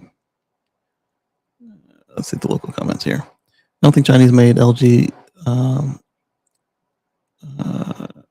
Very common outside the Chinese made Teslas. Yep. I don't think we can make any conclusions about Chinese battery packs made in Chinese companies from this. From catching on fire in Bolts and Jaguars to doing an early death in Chinese packs, choose your EV wisely. Most of these things would, nearly all cases, be covered under warranty. Granted, most vehicles, it's generally safer to stick with a model, including facelift update considerations that have been out on the market for some time. They're not Tesla batteries, they're LG batteries. Okay. We've got one more side show, and then we're going to go back to the notebook. Facts are in, you shouldn't worry about battery replacements. New research shows it's extremely uncommon to replace a modern electric car's battery. Lots of buyers are worried about how batteries last. Research shows that the modern EV batteries rarely fail. Only 0.3% of batteries sold after 2022 have had to be replaced outside of major recalls, Recurrent says. And Recurrent is a similar situation. They've got data from massive fleet, and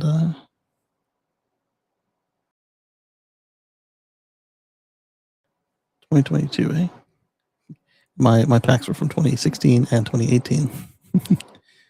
Let's see, it makes some sense. People's experience with lithium-ion batteries comes to smartphones and laptops, which barely hold a charge after a few years. Who wants to buy a $40,000 or $50,000 car? The single most expensive component might crap out in a few years. But electric cars aren't like iPhones. New research from the EV battery tracking startup Recurrent shows modern EV batteries are extremely unlikely to fail.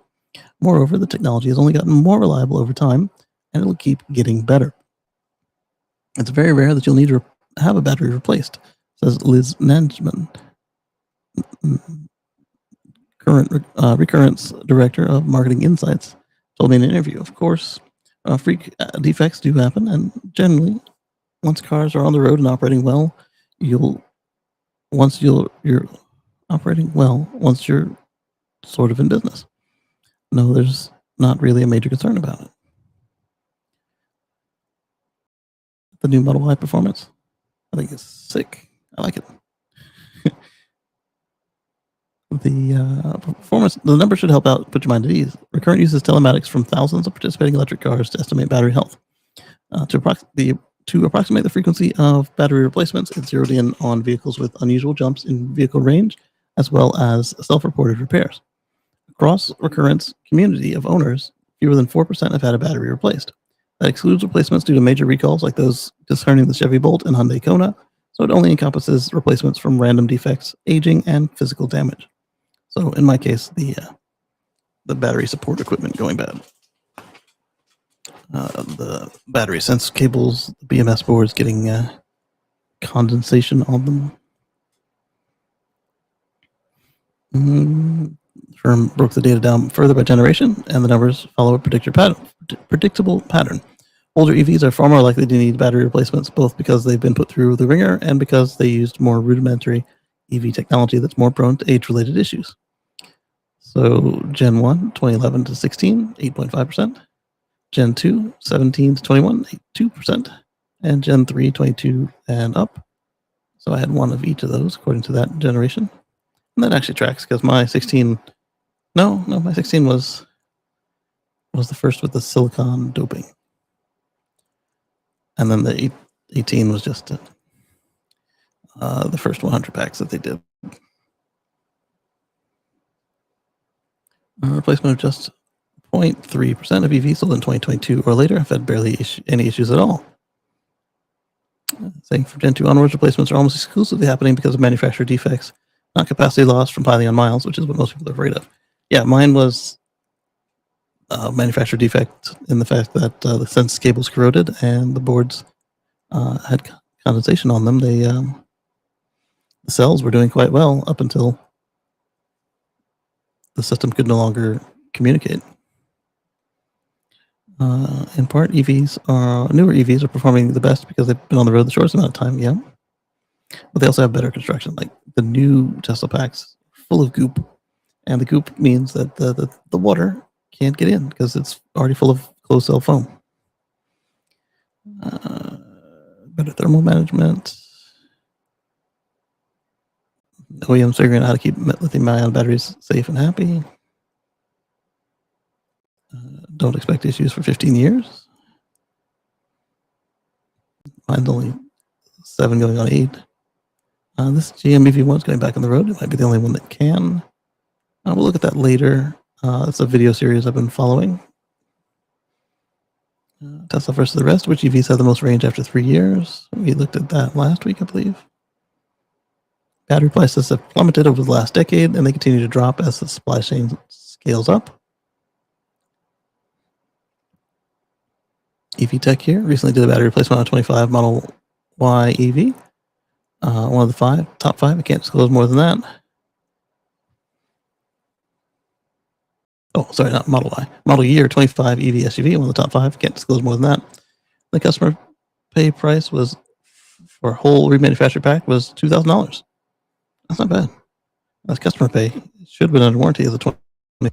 There's a huge core charge if it's not returned, $14,000. But other than that, everyone in the shop was shocked at how cheap it was. Sorry, but it sounds a little too good to be true. Had to be covered by warranty or something. Yeah, he said that. Core return, $14,000 not returned. Gas engine overhauls replacements are much more common. Around 10% of all gas cars need one after 10 years or less. My own case was a 1984 old Sierra with a 3-liter V6, and it was overhauled in 1998. Sold it in 2011 after 26 years of ownership before it needed a second overhaul. There you go. If we're purposely excluding battery replacements under recall, why are we including greater than 8-year-old EVs in the data at all? Sorry, less than 8-year-old EVs in the data at all. That's exactly why, because he's only including recall, not warranty work. Feels like it makes sense to either include both total replacements or neither owner covered replacements, unless. Okay, I got to comment on that one. Sorry. I'm the one who ordered and replaced it. It wasn't warranty. It was an insurance job following collision. Which means full price from the parts department. No reason for me to make this up. That's not bad. So $2,000 if you give them one back. I like that. So I don't think you made it up. I think you're mistaken on some part of the full story. No car battery is that cheap at full cost. Tesla battery replacement costs are well documented. Well, like I just said, I got my email this week about a used Model 3 pack for $3,000. So I think you might be right. Gas engine overhauls. Recall versus warranty. Including warranty.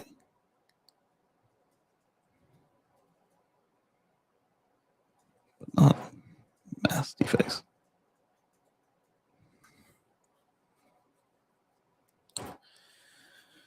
All right, let's see. Experiencing range loss on my 6-year-old 18-volt.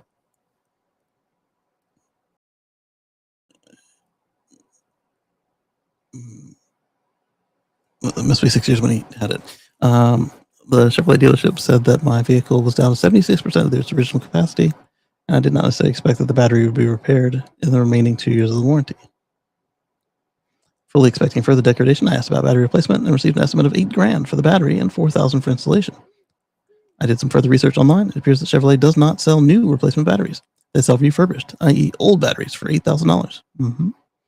I expect that is because they do not make these batteries any longer, and I consider not being able to buy new battery replacements to be the biggest issue. Same thing with the old Tesla packs. Hello, Chop Frog. Popcorn? You brought me popcorn? Look at you. Uh-oh. You got your sister's new toy already?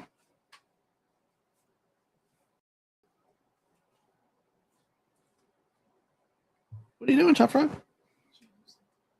Hmm? She's not allowed to have popcorn. She doesn't have teeth. Yeah. Yeah. Haha. Haha. Do you want cornbread? Oh, you do? That was a big smile. Oh, that's what you have to say? Here.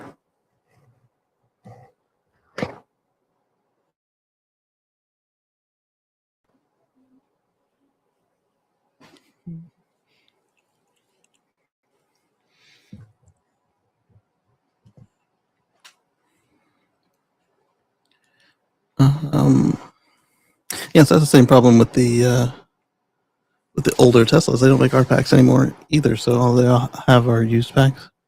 But I'm sure they could spin them up if they needed to start supporting the old packs en masse. Hopefully they don't, because that would be a pretty bad failure. Hand-eye coordination, baby. There you go. You got it. If the warranty repair requires replacement, the high voltage battery may be replaced with either a new or factory refurbished high voltage battery with an energy capacity storage level at or within approximately 10% of that of the original battery. Same as Tesla. Your electric propulsion battery warranty replacement may not return your vehicle to an as new condition, but it will make your vehicle operational appropriate to its age and mileage.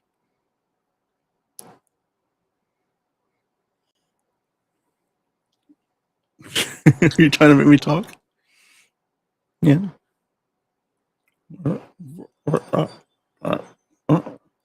Those Gen 1 Leafs also had a less reliable lithium chemistry, LMO, and didn't have an easy way to limit charging to 80%.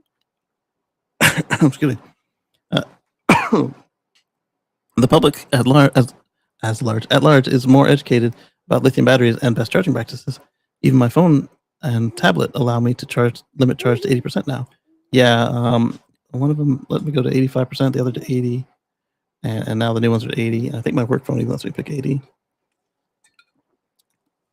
And my Google Pixel, I don't know if I picked it or if it notices that I never unplug it and it fixed itself, because my poor little Pixel 3 with its swollen battery pack said poof. And they stole it from me. Instead of returning it without the battery, they stole my daggum phone. Dang it, Google. Before people get all spooked about dealership MSRP pricing on parts, which is never the best to begin with, the same battery pack can be found being resold online for only $5,000, just in case the repair is being done out of warranty. We know the Ioniq 5 SE with a 63 kilowatt hour battery pack lists for $44K, and one with 84 kilowatt hour battery pack lists for $48K. So you know that Hyundai is charging the customer about $200 per kilowatt hour for the upgrade. Multiply 84 times 200 and you get about $17,000 for a replacement battery. Obviously, there are labor costs and whatnot involved, but I'm not convinced the $30,000 battery is just something they've invented to avoid the replacement. Well, definitely for sure. I've got some more on this other window. We didn't even get into the notebook, but oh well. We'll see about them later. Don't touch my mouse. They won't do that because then everyone will see the batteries have made no progress.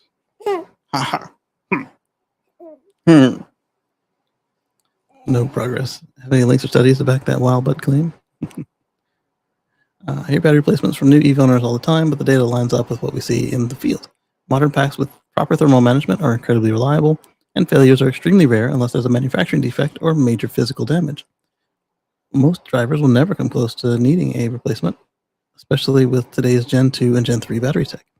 With long warranties, smarter cooling systems, and continued drops in battery prices, EV ownership is about far less risky than people assume for most drivers.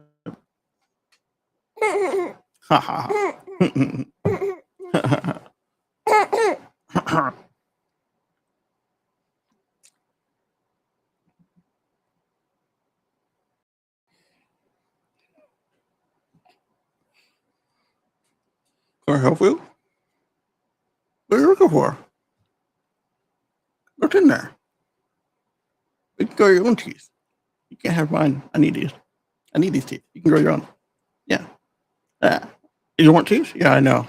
They help. They help a lot. Yeah. You grow your own teeth real soon. Maybe another month or two. Well, your sister had 2 teeth right now. I don't know why you take it so long. You're walking faster than she did, but you've grown teeth later than she did. Oh, don't slap me. Charlie Murphy, I'm just smacking.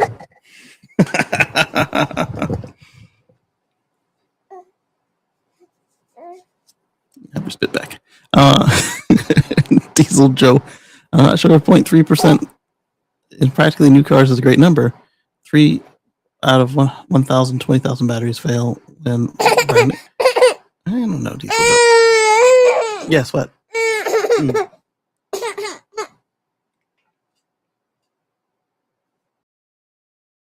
I gotta find one without a kernel in it because your mommy spoiled you. Here.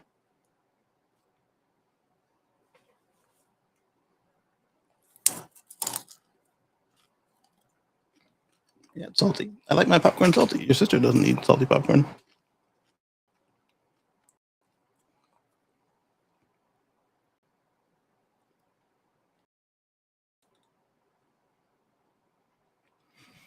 Okay. I think that most all folks get it. The battery failure is similar to engine failure. Nice. Yeah, unlikely. All right, so let's continue on with what's in the notebook. Where were we? Nami Nami? Copy link. Paste and go so we get to the right monitor.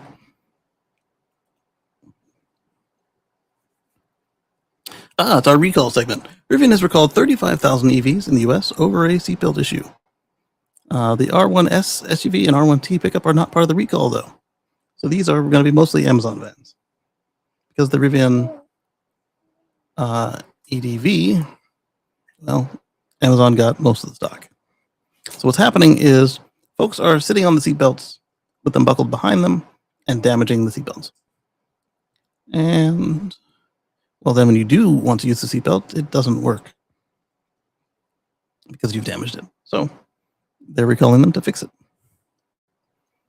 The American startup is recalling nearly 35,000 EVs sold in the US. The driver's seatbelt pre-tension cable may be damaged due to improper use. The company has determined that the cable may be damaged if the driver repeatedly sits on the seatbelt instead of wearing it over the body. Rivian is recalling nearly 35,000 vehicles sold in the States and over a potential issue with the driver's seatbelt pre-tensioner cable. However, neither the R1S or R1T is included in the recall.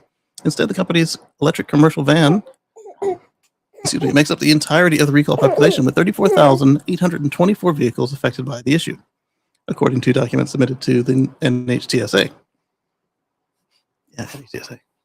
And obviously, if you work for Amazon, make sure they do their repairs. And if you're one of the few businesses that actually got a hold of one of these, 1, don't sit on the seatbelt. 2, again, make sure your vehicle goes in for its maintenance.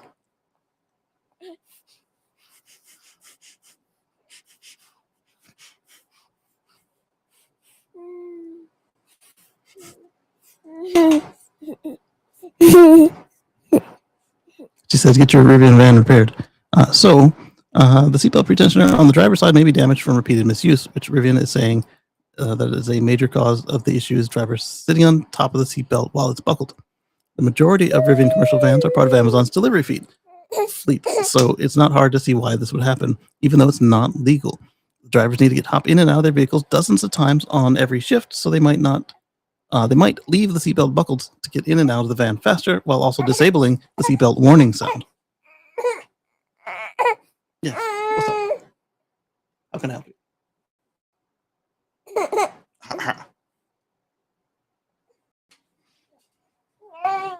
Yang, what is yang?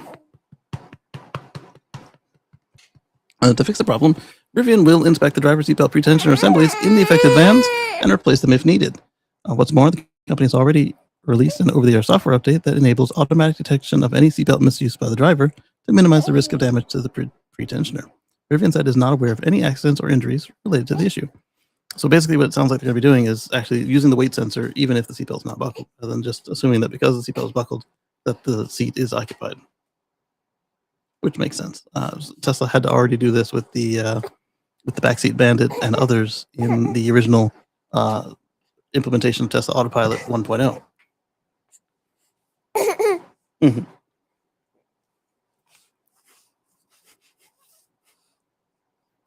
And so the backseat bandit was especially egregious because it's not like the current FSD, where it's actually somewhat capable.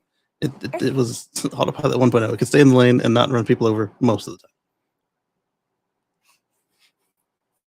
So anyway, back to this one and what's going on. The company's commercial van went into production in 2021 as part of a deal with American e-commerce giant Amazon.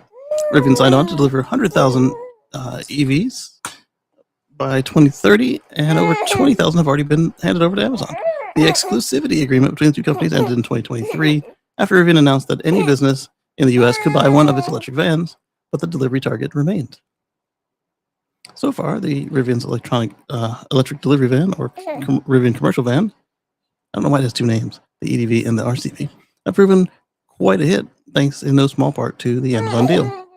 Last year, the battery-powered commercial vehicle outsold all of its competitors, and data from Cox Automotive shows the same thing might happen this year. From January through September, Rivian sold 6,800 electric vans, securing a comfortable lead over the Ford e-Transit at 4,604 sales and Chevrolet BrightDrop at 3,976. And now that Chevrolet has basically gotten out of the BrightDrop, we'll see what happens next. What's up? How are you, Job Road? Yeah, why do you keep sticking your hand in my mouth? Yeah, you get your own mouth right there. Yeah.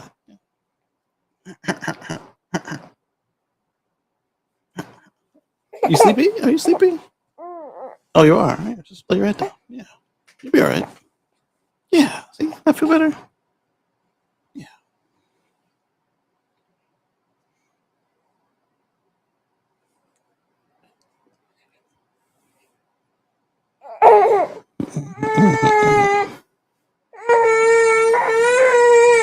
Yes, baby, go ahead.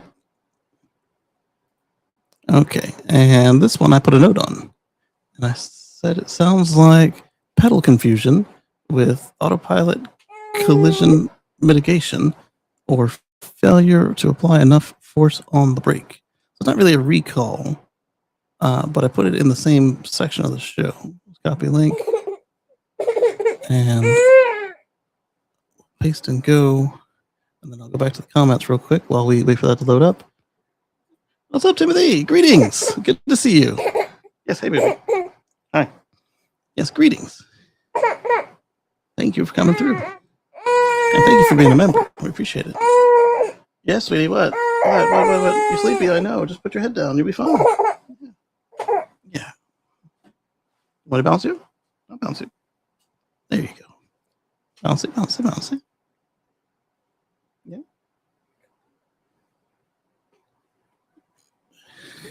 I got a cable coming from the left and a cable coming from the right. I'm like a, what do you call one of those dolls they hang up? Not a marionette, but the, anyway, like a tethered robot.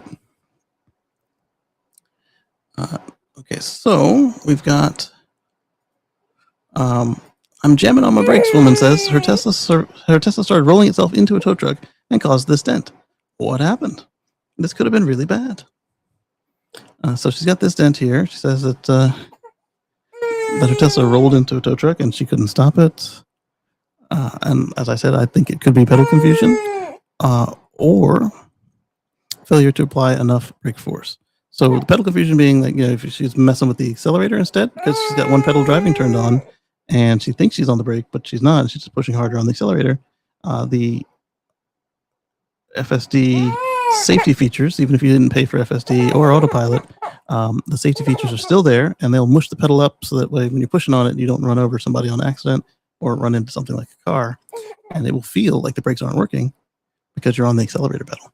I've run into this a few times, not where I confused it, but where I wanted it to go and it didn't want to go because it thought I was going to damage or injure something, and it was wrong. That's why I was pushing on the pedal, but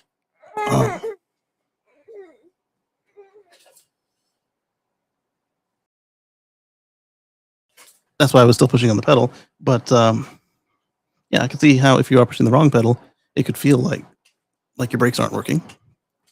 The other issue is if for some reason her car lost power and she just wasn't pushing hard enough on the actual brake pedal to actually make it stop. That happens as well. It's not common, but it happens. It's like say her 12-volt battery was going dead, or for some reason the whole system reset. I don't know, but same result. Not pushing hard enough on the pedal, no stoppy. Especially if the brake booster had shut down for any reason.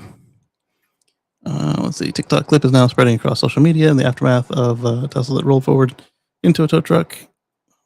Oh, we don't have a mouse again. Into a tow truck, even as its driver insisted she was braking hard. What happened in those few seconds is now driving an increasingly tense debate over how much control Tesla owners really have when something goes wrong. The brake rules everything, still to this day. The clip from Tesla owner Brooke captures her moments after the accident when her crash. Oh, incident. It didn't say accident. Incident. I'll accept incident. I won't accept accident. When her vehicle decided to be insubordinate and act autonomously, pulling forward while stopped in a turn lane. It doesn't work that way. If you're on the brake, the autonomy features are completely off, just as is the ability for it to feed power into the motors. There's one exception, depending on how you do it. You can do brake and apply some lightning pedal at the same time, and depending on how much lightning pedal you give it, and the sequence of brake and lightning that you give it, it'll either brace itself against the brakes a little bit, or it'll tell you both pedals pressed, don't do that, dummy. And so I think if you are on the accelerator and push the brake later, it cuts everything. And if you're on the brake first and then you push the accelerator a little bit, it'll still tell you that both are pushed, but it'll give you a little bit. Because there are reasons to do that aside from launch mode. But launch mode is the main reason why they allow it, so that you can brace it against the brakes and then let it loose. Most other EVs are like this as well. Not all. Misbehaving Tesla was in the tow truck. Stopped in the turn lane, causing a sizable dent. I'm jamming on her brakes and nothing's happening, she says. Visibly flustered and shaken, Brooke says in the clip, it's been viewed more than 20,000 times. I could have expletive died. No, you couldn't. Not with this size dent. Unless you were in between the car and the truck, then yeah, you could have died. But you were not. You were inside the car. So, as the vehicle circulated, comments quickly revealed how polarized conversations about Tesla had become. Some blamed Brooke outright, with one person accusing her of trusting the computer full electric car. No, that's not it either. Another sneered the Tesla owners want status symbol and never do the research. Possibly. But others pushed back just as hard. Girl, how is it her fault the car don't do what it said? What? One user wrote, while another reminded critics that most buyers aren't software engineers. No one knows how they really run. Brake rules everything still. Blame these big companies. They leave important things like this out. No, push the brake, car stop. Now, if the brake booster is gone and you're not pushing it hard enough, the motors aren't going to kick in, but the car stop. Commenter cited the 2023 Netflix film Leave the World Behind as supposed evidence that Teslas could be hijacked. No. No. And that's allegedly part of the reason why Grok is not yet allowed to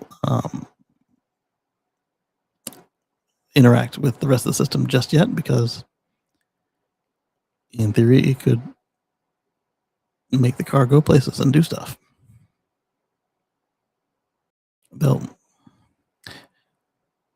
They just got to put some guards in place to make sure that the Grok isn't being remotely controlled in the car to make the car do stuff. Anyway, there is no documented case of Tesla being remotely taken over by malicious actors in the wild. And at the hacker conventions, they have physical control of the car, and they share it at bone to own. They get their money. Tesla fixes the bug, and we're all happy.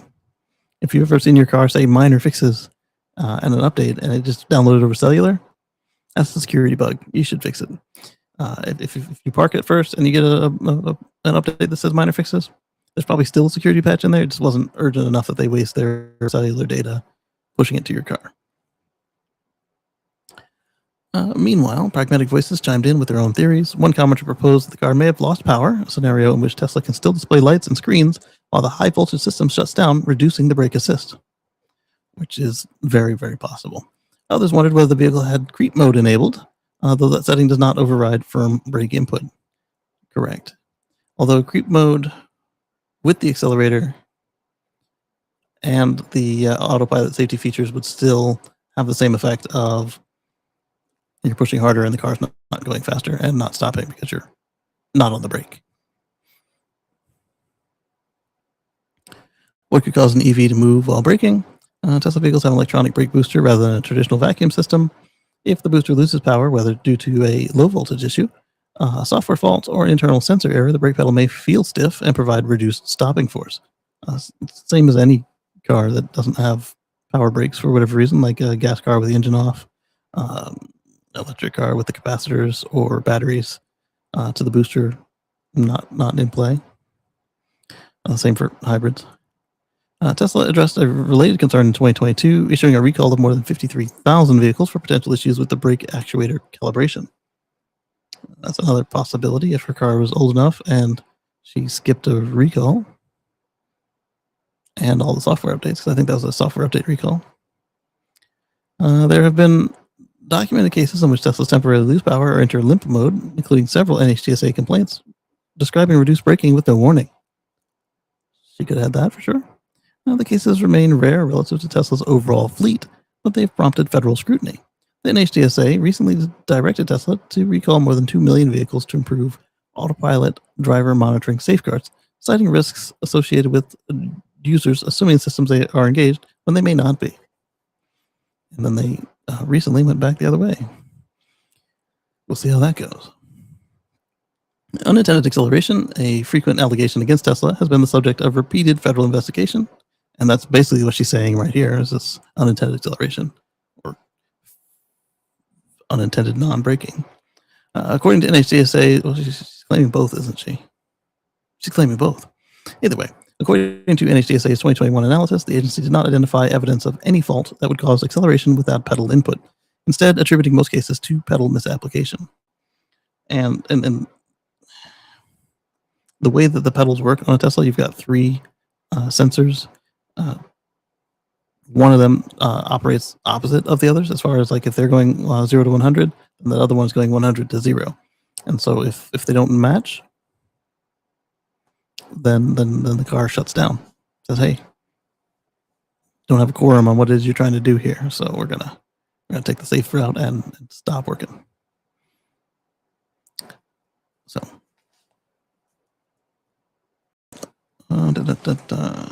but a low-speed, low-energy roll like this one in Brooksville is a different category, one the public tends to misunderstand. EVs rely on layered systems, including regenerative braking, electronic brake assist, and friction brakes. If any element in that chain fails or deactivates, stopping distances can increase, especially at crawling speeds where regen braking is minimal. Without access to Brooks vehicle logs, which Tesla continuously records, there's no way to know whether this incident comes from a component failure, software failure, or something as straightforward as the car entering low power mode. Tesla typically reviews logs when owners submit service tickets, and NHTSA uses the same data when evaluating complaints. I mean, it's pretty easy to get the black box data from a competent firm. They have a program for it now. It's not free. Tesla community has seen dozens of similar viral clips over the past years. Some have stemmed from real defects, such as the Model Y suspension failures, documented in 2023. Others were later shown to be driver error and misunderstandings of EV behavior, especially around regenerative braking limits in cold weather or low battery situations, or full battery situations as well, for that matter. The emotional core of clips like this one is hard to ignore. Yes, it's emotional for sure. They tap into the growing tension between EVs, EV trust, and EV complexity. For many buyers, the switch from mechanical systems to software-dependent control layers is unfamiliar. And Tesla owners in particular, the company's minimalist design philosophy, reliance on software updates, and extensive automation can amplify confusion in unusual situations. Brooke hasn't yet posted a follow-up describing the Tesla's response. It's unclear. It's unclear whether she has opened a formal service request or filed a complaint with NHTSA. Hopefully, she filed for insurance and they'll do it at the very least. If she does, the vehicle log files will provide a definitive second-by-second record, pedal force, system status, warnings, battery level, and whether any control modules were powered down at the time of the roll. For EV drivers concerned by the clip, experts recommend understanding how your car behaves during power loss event, keeping software up to date, and making sure alerts related to brake assist, battery management, or powertrain modules are not ignored. Inside EVs has reached out to Brooke via direct message for comment on her clip. We'll be sure to update this if they respond. So Brooke did not respond, obviously, clearly. And still no comments on this one. So yeah, that was that.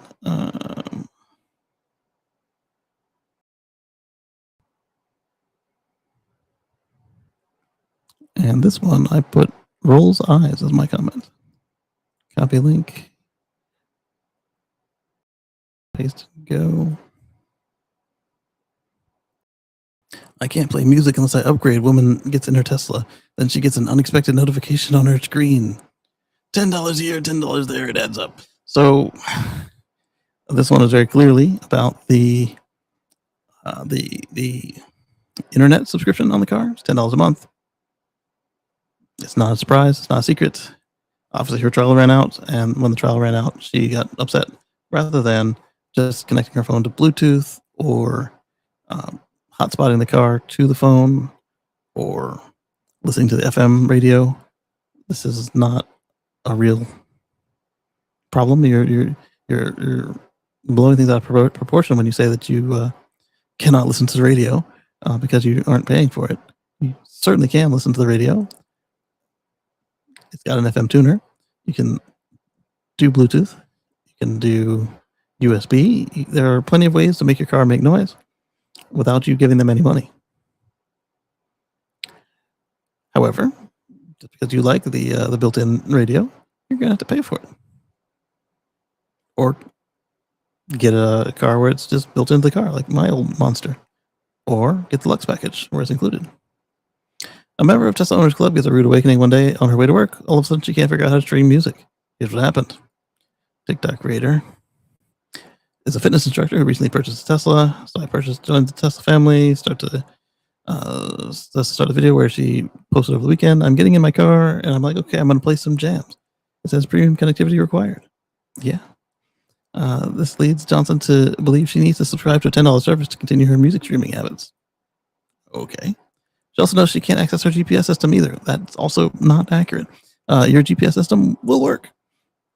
It works perfectly. It even still considers traffic while you go. It just won't show you the traffic graphs, and your maps won't show you the aerial view. They go straight into a old style just map. I can't play music if I don't upgrade $10 a month, she says. Where's the aux plug thing? There is no aux plug on a Tesla. However, Bluetooth, USB, radio. And you can do an FM broadcasty thing if you really want to, but I'm on my way to get a premium coffee, and that's $10. Well, sounds like you got $10 right there. Give up your coffee and you got your music. In the end, Johnson says she's going to forego the subscription service for now. Okay, no worries, she says. I'm going to give myself my own concert. $10 here, $10 there. It adds up, buttercup. I'm just going to sing my way to work. Or you could do that. Or you could just sit in silence. Somebody stole my car radio. Now I just sit in silence. That was a fun song. Who was that? I gotta look it up. Somebody stole my car radio. And now I just sit in silence. Where's my phone at? Way over here.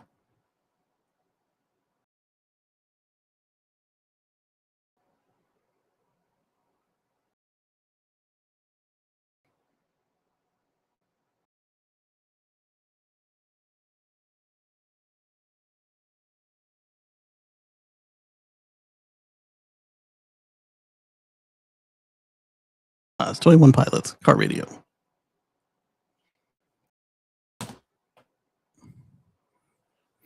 Johnson shows viewers the menu on her display that shows the monthly premium connectivity subscription, which does indeed cost $9.99 per month before taxes.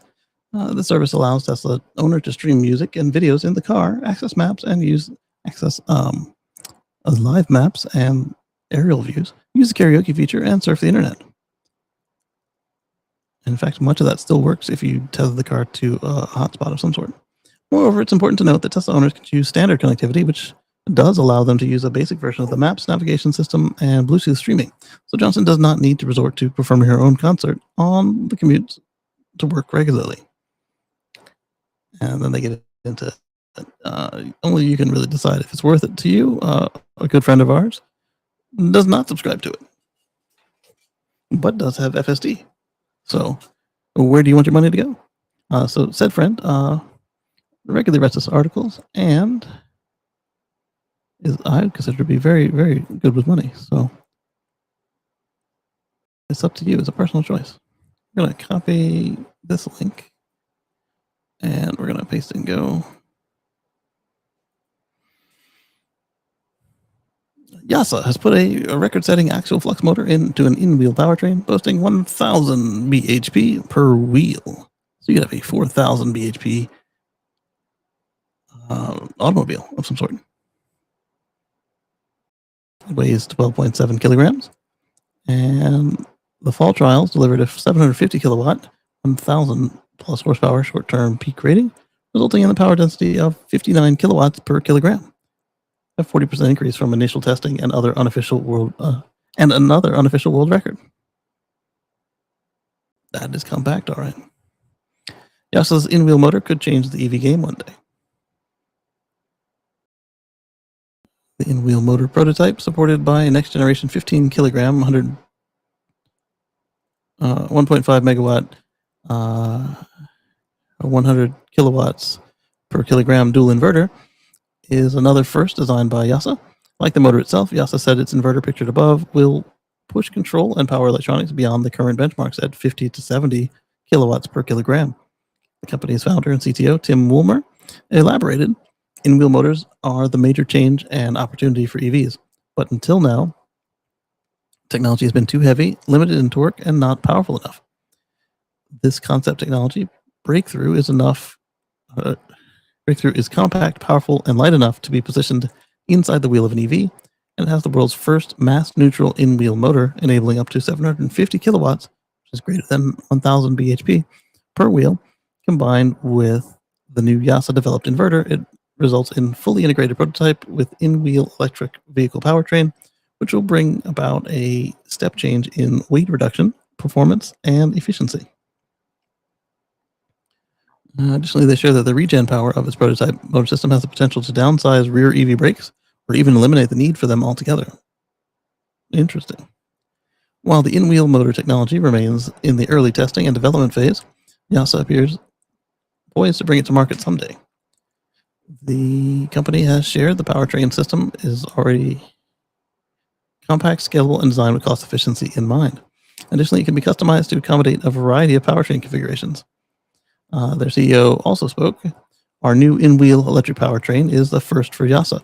Another example of how we are continuing to push the electrification envelope thanks to the combination of our world-breaking power-dense motor and the new Yasa-designed and developed inverter. Our revolutionary technology addresses the challenges of existing in-wheel motor systems. It is the gateway to lighter, more efficient, and higher performance electric vehicles.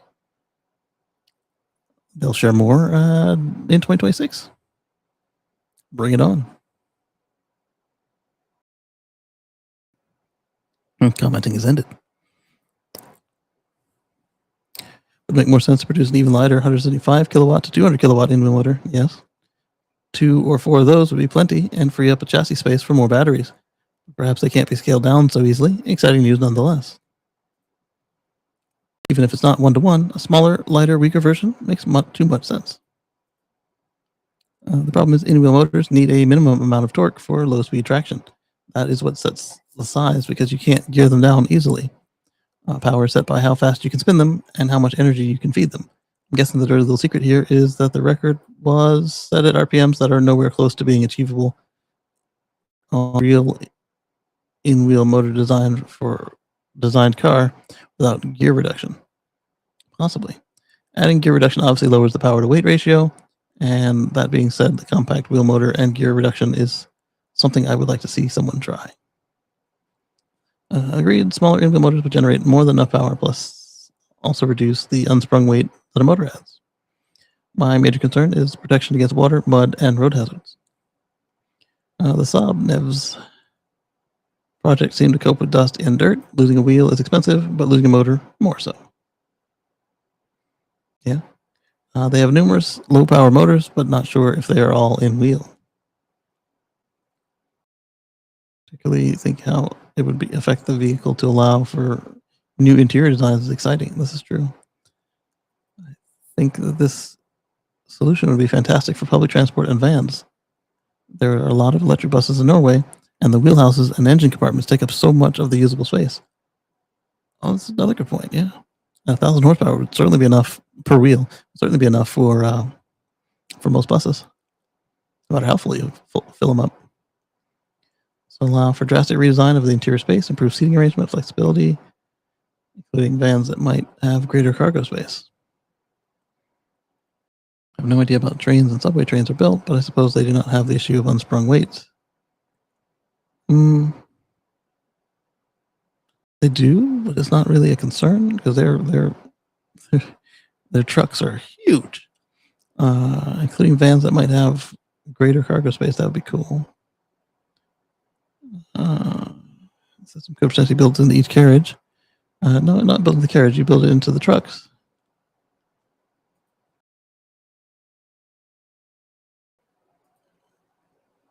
Can't get more replies. All right, then. I can't figure out if in-wheel motors are good or bad idea. Certainly, these motors sound impressive. Actually, motor can resolve many of the challenges faced by in-wheel motors, except for weight issues. You don't need 500 kilowatt in-wheel motors. Much smaller, lighter 50 to 100 kilowatt motor would work for most applications. Unsprung mass can be hard on the tires. I wonder about durability of the motor itself. Seems like our manufacturers still need to move the motor off the wheel and onto the shock absorbed body for most road vehicle applications. You can see it's working on a farm tractor or other industrial slow moving, but needs lots of attention or lots of power applications. Interesting. Crikey, these run for days. Yes. Sorry. We are 1, 2, 3, 4, 5 more stories in the notebook. Let's see. Copy link. What did you think, Brian, about the young lady with the brakes on the Model 3? I'm curious.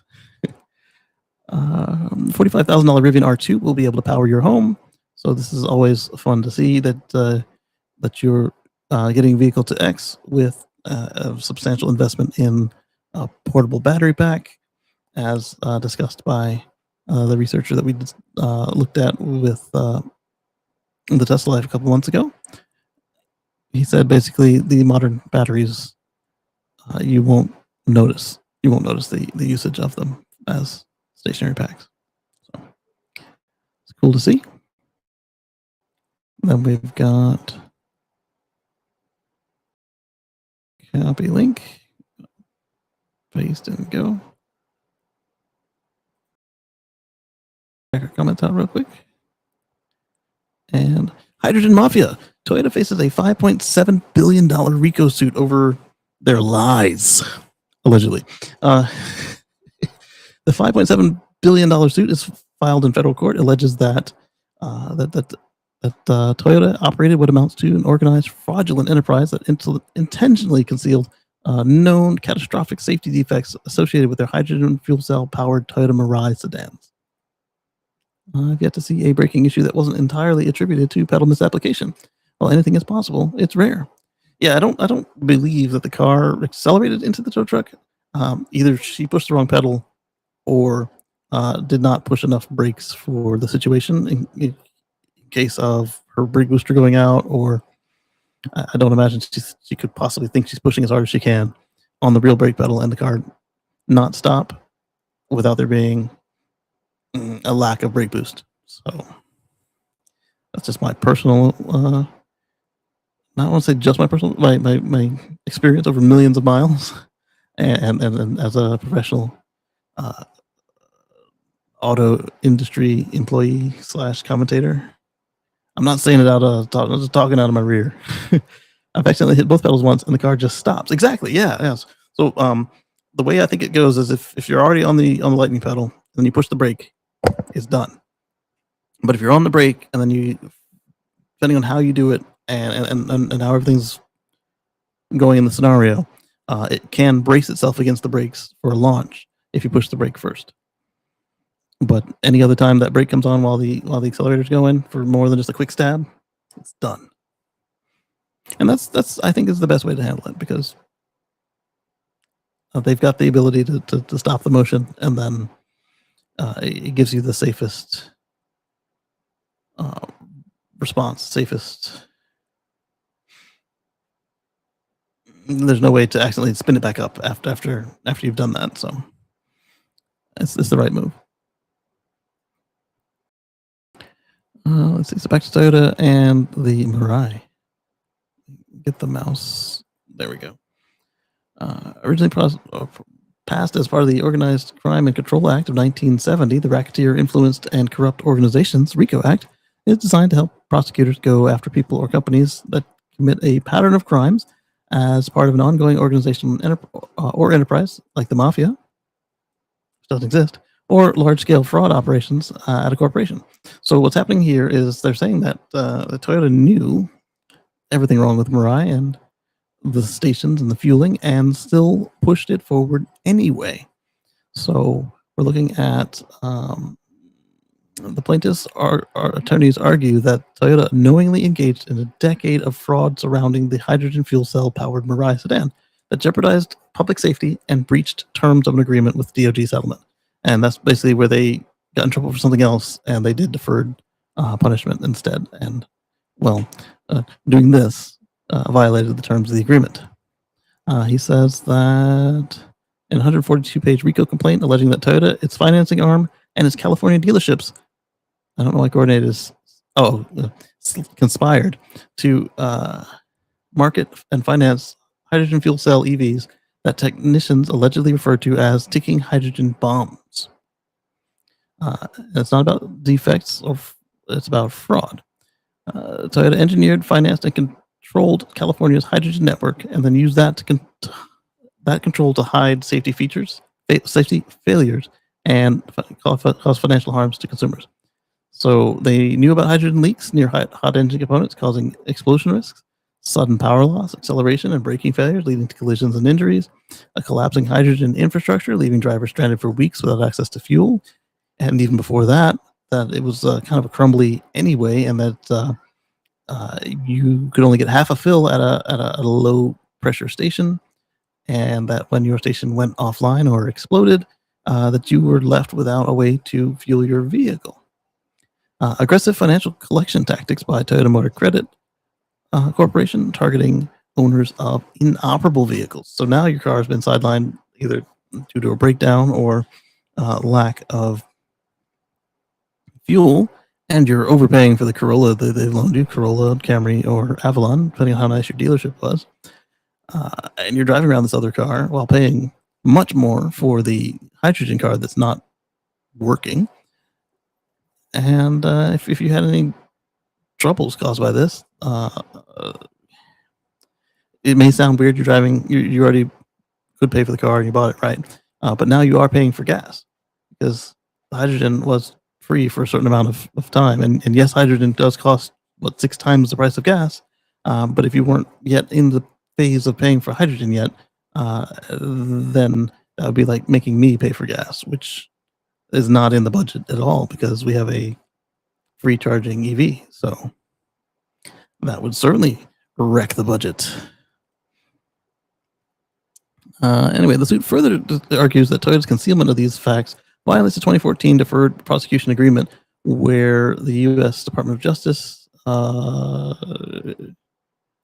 which the company admitted concealing safety defects surrounding the highly publicized incidents of the unintended acceleration. There it is again. So I think that's why I put them in this order. So you had the lady with the Tesla, and then you had Toyota here. Toyota's was a little more documented. They had people who were unaware, but they also had cases where the floor mat was able to push on the pedal, and then it did have an unintended acceleration. But again, the brake could still take over, or you could turn it off. They're seeking treble damages for the class injunctive relief and a federal order halting Toyota's hydrogen enterprise, citing a continuous pattern of mail and wire fraud. Toyota builds its reputation on trust, and our case will show how that trust is violated and why consumers deserve accountability now. And they also pointed out that the subsidies for these hydrogen stations and the cars was part of why they were pursuing this so aggressively. And that's why earlier in the show I mentioned Hyundai in this. Hyundai is not implicated in any of this. They just took the subsidy money. Despite the ebb and flow of media chatter about hydrogen fuel, the simple fact is America's hydrogen infrastructure isn't. It just isn't. And what little infrastructure we did have took a hit last January when Shell abruptly closed its publicly accessible charging stations that left precious few operational hydrogen stations available for public use, and the ones that are open don't seem to be reliable. According to car complaints reports that Toyota Mirai owners say they can't find working hydrogen refueling stations, while others complained that they had to park their cars for weeks because they couldn't find hydrogen. Top comment by Jalsman Group. Potentially as big as Dieselgate was for VW, because this is a decades-long campaign aimed at delaying the EV revolution by tapping into state-funded promises for hydrogen with explicit lies about the economic feasibility of it at all. Toyota has for years pretended hydrogen ferries would show up and start farting cheap hydrogen. That sentence is obviously complete nonsense. As is the notion of producing cheap hydrogen, for which Toyota has and has never had even the beginnings of a real plan. They knew there was no plan for that, and the numbers never added up. So the scam here is using subsidies to help build infrastructure, and then using more subsidies to, for a while, supply really expensive, dirty gray hydrogen. As soon as the subsidies ran out, supply stopped. Worldwide, most hydrogen fuel stations ever built have long been shut down. Yeah, the one nearest to me was down for a decade, and they talked about bringing it back, and then they didn't. Leaving gullible vehicle owners stranded. Like Dieselgate, Toyota can't claim ignorance here. They knew. This is not some lowly engineer that decided to push this through. This all goes all the way to the top. There are lots of complicit parties, bribed by politicians, lying executives, backed up by a cheap hydrogen claim, extremely well-funded lobbying campaigns, sponsored lies, etc. Dieselgate had the same clean diesel campaigns, lies, deception, etc., all with executive endorsement. It's fraudulent to the top and bottom, motivated by billions in government funding. It's a strong comment. As a result, with supply issues impacting the few stations that are still available, see the DOE's Alternative Fuels Center data map below, it's tough to argue that Mirai buyers may not have gotten what they were expecting. Regardless of the killer, 50% off plus of $15,000 in free hydrogen fuels were being offered. $15,000 off of nothing. So here we are, the two stations in eastern North America. They are in Canada there. But you can't get between them, so you can't get from Toronto to Quebec on one refueling. Sorry. And then you got a few in northwestern Canada, or I guess southwestern Canada. Yeah, southwestern Canada, northwestern US. Sorry, northwestern North America. You can get around Vancouver a little bit.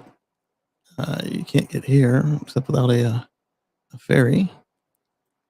You can't get there.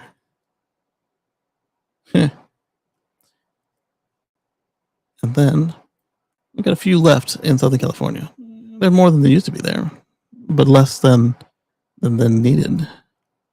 And by used to, I mean like when hydrogen first started to get scammed out there. So you got a few around the Bay Area there, and San Jose, and then a little bit around LA. And these are just where they're registered. They don't necessarily work. So good luck with that. And I'm surprised it has no comments on it. That's interesting to me. All right, so next up, now that we're done harping on hydrogen again, we've got, I don't know, I can't see it. It overlaps with the browser. Yes. The ticket bot cometh. Cities are ticketing drivers that AI says are bad. This is coming from buses and infrastructure, giving people tickets. And they alleged that this thing is writing 290,000 tickets. And that sounds good, except that 290,000 tickets where about a third of them or more are false because of hallucinations. This isn't machine vision tracking, whatever. It's regular old LLM AI that we're used to, sometimes being wrong, and there's supposed to be a human reviewing all of these before they get sent out, and something's not working with that either, because these people are getting these fake tickets. I mean, they're real tickets on fake violations. Update December 6th. The ticket bot cometh to Chicago. A high-tech move we can all get behind, and isn't dystopian at all. He says sarcastically. The city of Barcelona is feeding camera data from its city buses into an advanced AI, but they swear they're not using the footage to issue tickets to bad drivers yet. Well, Chicago said, all right, let's do it. Last month, the CTA contracted with Hayden AI to equip 6 of its transit buses with AI-powered license plate readers intended to target illegally parked vehicles in an area bound by North Avenue, Roosevelt Road, Lake Michigan, and Ashland Avenue. As with similar pilots in Barcelona and New York City, Hayden AI technology captures information from vehicles illegally blocking bus and bike lanes and then submits its findings to a human reviewer for confirmation. If the reviewer agrees with the AI, they can issue a fine of $90 for parking in a bus lane, $250 for bike lane obstruction, $50 for parking in expired meters, outside of the central business districts, and $140 for personal vehicles parked in commercial vehicle loading zones. If true, that's a nice little revenue source. If not true, you are harassing your citizens and guests. Despite those hefty fines, Chicago Mayor Brandon Johnson is quick to point out that the goal of the program isn't to generate revenue. Bullcrap. Every Chicagoan deserves a transportation system that is safe, reliable, and efficient, says Mayor Johnson in a statement. By keeping the bus and bike lanes clear of illegally parked vehicles, Smart Streets pilot helps protect our most vulnerable road users while improving daily commute for riders across the city. Okay, the marketing part, yeah, that's cool. It's admirable. Please do that. However, the official release makes no mention of the fact that Hayden AI system has generated nearly $21 million in revenue for the city in just a few months, despite the fact that thousands of those tickets weren't doing anything wrong. We wrote about some of these issues back in June. You can read that article here. Let us know what you think of Chicago's non-revenue claims in the comments. Barcelona and its ring roads low emission zone have earned lots of fans by limiting the ICE traffic in the city's core. The city's latest idea to promote mass transit is deployment of artificial intelligence system developed by Hayden AI for automatic enforcement of reserved lanes and stops to improve bus circulation. But while it's raising entirely different questions. Bus lanes, currently operating as a pilot program, the H12 and E20 bus lines. The system uses cameras installed in the city's buses to detect vehicles that commit static violations in the bus lanes, or you're stopping or parking where you shouldn't.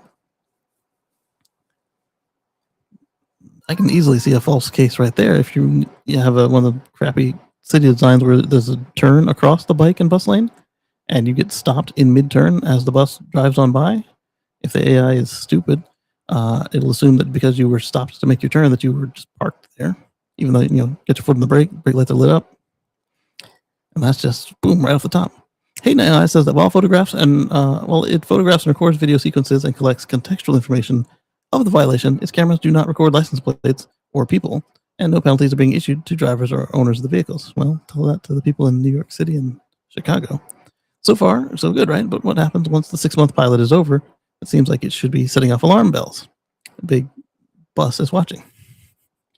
The footage is manually reviewed by Transport Metropolitan's Barcelona officer who reportedly refused some 2,500 violations identified by the AI in May alone. But while the system isn't being used to issue violations during the pilot program, it easily could. And in fact, already has. The AI blanked up royally. The AI's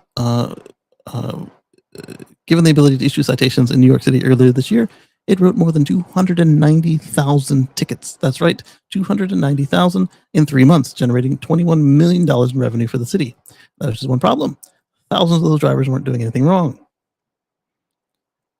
And what's more, the fines generated by the AI-powered cameras were supposed to be approved only after being verified by a human, but that either didn't happen, or the human operator in question wasn't paying attention, or maybe the worst possibility, the violations were mistakes or hallucinations, and the human checker couldn't tell the difference. Here's a quote. In OpenAI's test of the newest O3 and O4 mini reasoning models, the company found that the O3 model hallucinated 33% of the time, including its person QA tests, in which the bot is asked questions about public figures. That should be the easiest one to pass, right? When asked short, fact-based questions about the company's simple QA tests, OpenAI said that the O3 hallucinated 51% of the time, and the O4 mini model fared even worse. It hallucinated 41% of the time during the person QA test and 79% of the time in the simple QA test, though OpenAI said its worst performance was expected as it is a smaller model designed to be faster. OpenAI's latest update to ChatGPT 4.5 hallucinates less than its O3 and O4 mini models. The company said when GPT 4.5 was released in February, the model had a hallucination rate of 37.1% of its simple QA test, according to Forbes. I don't know about you guys, but if we had a local traffic cop that got it wrong 33% of the time at best, I'd be surprised if they kept their job very long.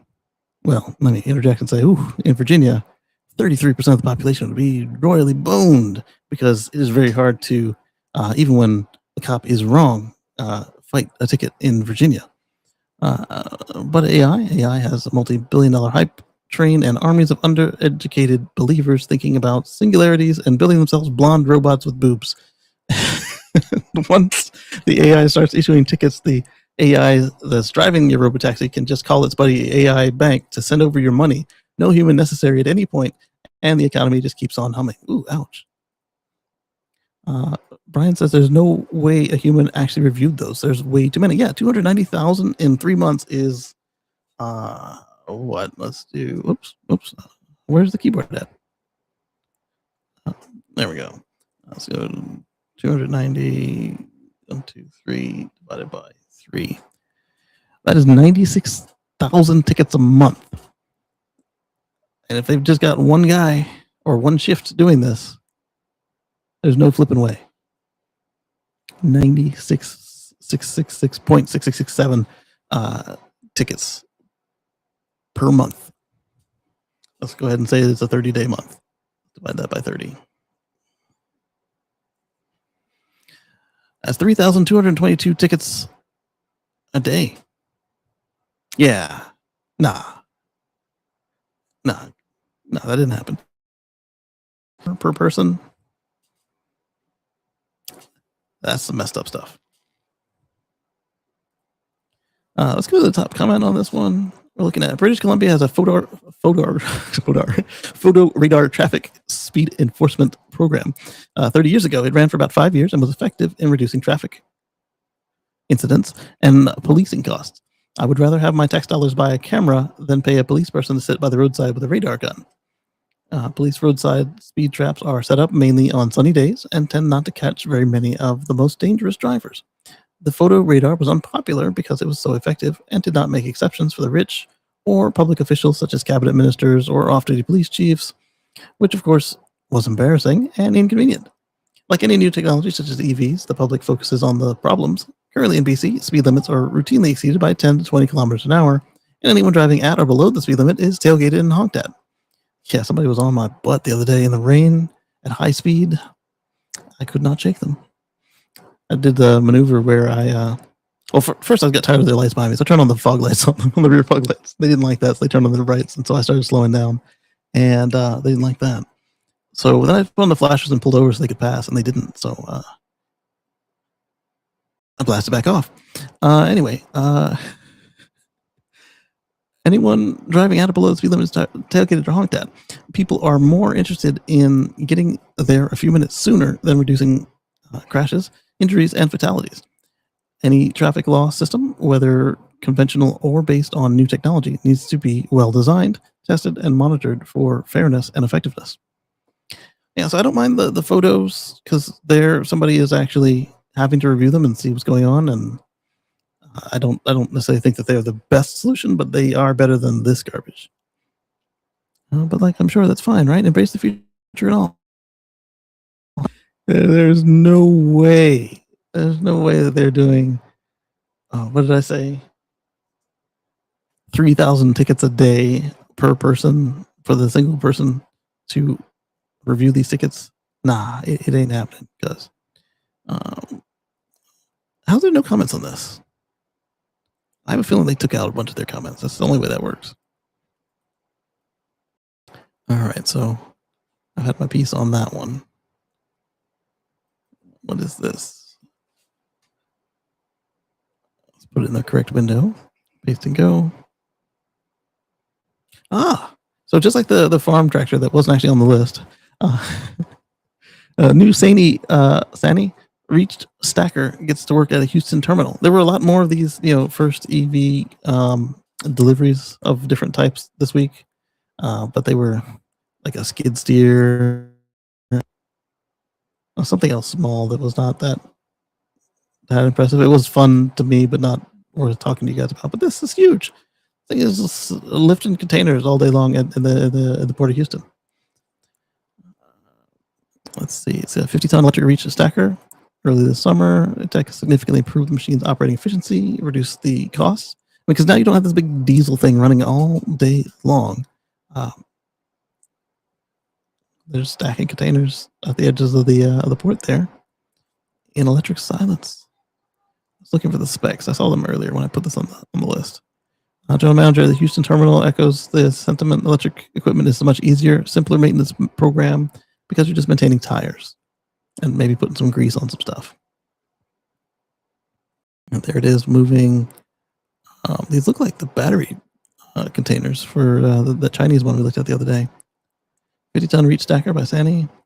The 50-ton stacker will be available as a 512 kilowatt hour swappable battery pack. That isn't just huge, it's compatible with the brand's other electric equipment assets and can support both DC fast charging when swapping isn't practical and the grid itself by plugging into the company's BESS modules when not needed. Oh, they are. Those are their battery packs, the same company. The Houston terminal bought the Sani unit with help from a Texas Emission Reduction Plan, or TERP, the grant as part of TERP's Seaport and Rail Yard Emissions Reduction Program to replace older drayage trucks and equipment at seaports and rail yards. Houston Terminal intends to apply for another TERP grant to buy a second reach stacker in 2026. Good on them.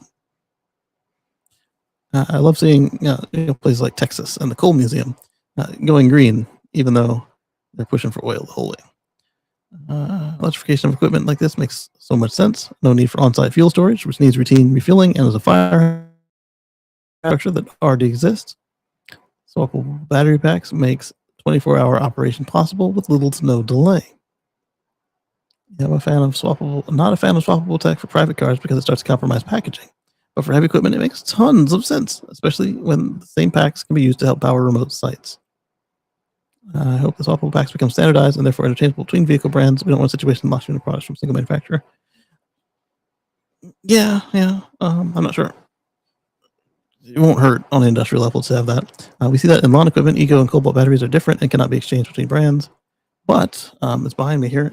We do have that sled for Milwaukee, DeWalt, Makita, and others to convert the batteries or to use their standard lithium pack with any of their stuff. So that's pretty cool to see. We have standards for charging equipment, so why not changeable batteries? Yeah. To a point. Because as the first guy said, it's not so great for cars, but a lot of the places like the mopeds, tools, so forth. Tennessee will triple its dumb EV tax for EVs. This actually leads into what's coming up next. So let's look at this. Double EV tax for inflation, but its gas tax lags inflation by 5 times. Because it's not about the money for real. It's about punishing that which they don't care for, which is the EVs in this case. This year, Tennessee's EV fee has doubled to $200, but it's not stopping there, with the state claiming that it will continue increasing to $274 in 26, and then continue increasing beyond that with inflation. Tennessee lawmakers and the Department of Transportation Commissioner have asked to raise the fee to $300, which would have tripled the already disproportionate fees that EV pay. And well, see Virginia, see South Carolina, and then get mad because they were already higher than that.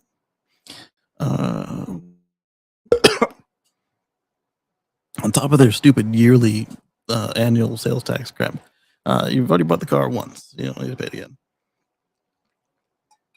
Just charge more on the sales tax. It was that much of an issue. One big issue here is the inflation was not 100% last year, and it won't be 37% in the next 2 years. These hikes are well beyond inflation, on top of a fee that was already too high per the calculations above. Not only that, but the gas tax has not been indexed to inflation in Tennessee. In fact, the gas tax has lagged inflation significantly, getting smaller over time in comparison to the value of the dollar. You can see a history of Tennessee's gas taxes here, showing that drivers used to pay 7 cents per gallon in 1931, but only pay 26 cents now, plus a 1.4 cent special deduction petroleum fee. If the gas taxes had kept up with inflation since then, there would be a $1.42 per gallon, meaning that a 5.4x too low comparison to inflation. But that's because gas taxes didn't go up for 50 years in Tennessee until there was a measly 2 cent bump in 1981. Starting our calculations from that year, gas taxes are a lot closer to keeping up with inflation, but should be about 20% higher than they currently are. And that's without accounting for 2023's inflation, or the next few years' worth, which will be captured by this near tripling of EV fees. All right, so I'm not even going to finish this article because we're going to continue on in the same topic. Soon. I don't know if it's the next article or not because these next two are just code. Copy link. Paste and go.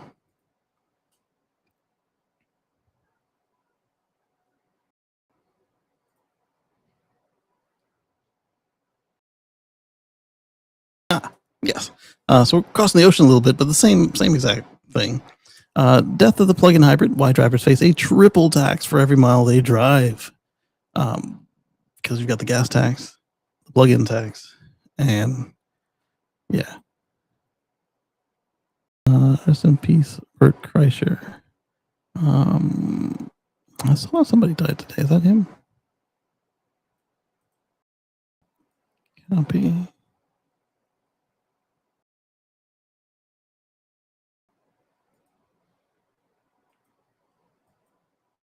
Paste and go. American stand-up comedian. Well, don't sell me tickets now.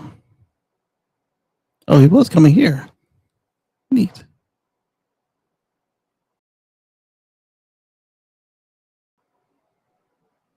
Oh, he's not the guy that I heard of earlier today. He was young.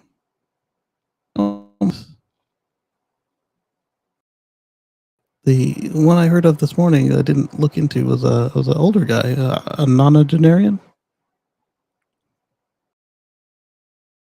Death and taxes. That is sad. So yes, so the 3-pronged tax on plugins in Europe or England, I'm not sure which. I think it's England because at some point somebody commented about pence. Rather than having electric motor recharge itself through regenerative braking, like earlier hybrid models, plug-in hybrid owners can now hook their car into a 3-pin plug and get a longer electric range. But PHEVs are about to become the nation's least wanted car. From 2028, those who bought plug-in hybrids for their green credentials will become the most heavily taxed motorists. They'll be saddled with an illogical 1.5 pence per mile charge as part of the government's new road pricing initiative, as well as mileage charges. They'll continue to pay the fuel duty at the pumps, in effect being charged twice for every mile they drive. Oh, that's right. because the EV can't burn any gas. So it's a crummy way they've arranged this thing. But it's even worse if you have a plug-in, because they didn't make the same mistake of it's just assuming that a hybrid is a hybrid. If your hybrid's got a plug in it, they assume it's an EV. So you're going to pay for the electric miles when you're on gas, and you're going to pay for the extra electric miles when you're on electric. It's really messed up. Electric vehicles will attract the higher 3 pence per mile rate, but as drivers do not pay fuel duty, there's a principle of pay per mile as the tax has been met with a tacit acceptance. Self-charging hybrids, meanwhile, don't plug in, are not affected by the new per mile charge, and they continue the normal fuel duty because they're just gas cars. And the government knows this. They'll continue paying a normal fuel duty. Car dealers believe fed up PHEV owners will rush to sell as demand inevitably dips in the lead up to 2028 when pay per mile is introduced. Jeffrey Trotson, who owns Ford Kuga PHEV, said, who's going to want to buy a plug-in hybrid when you can't just avoid the tax with a different car, or when you can just avoid the tax with a different car?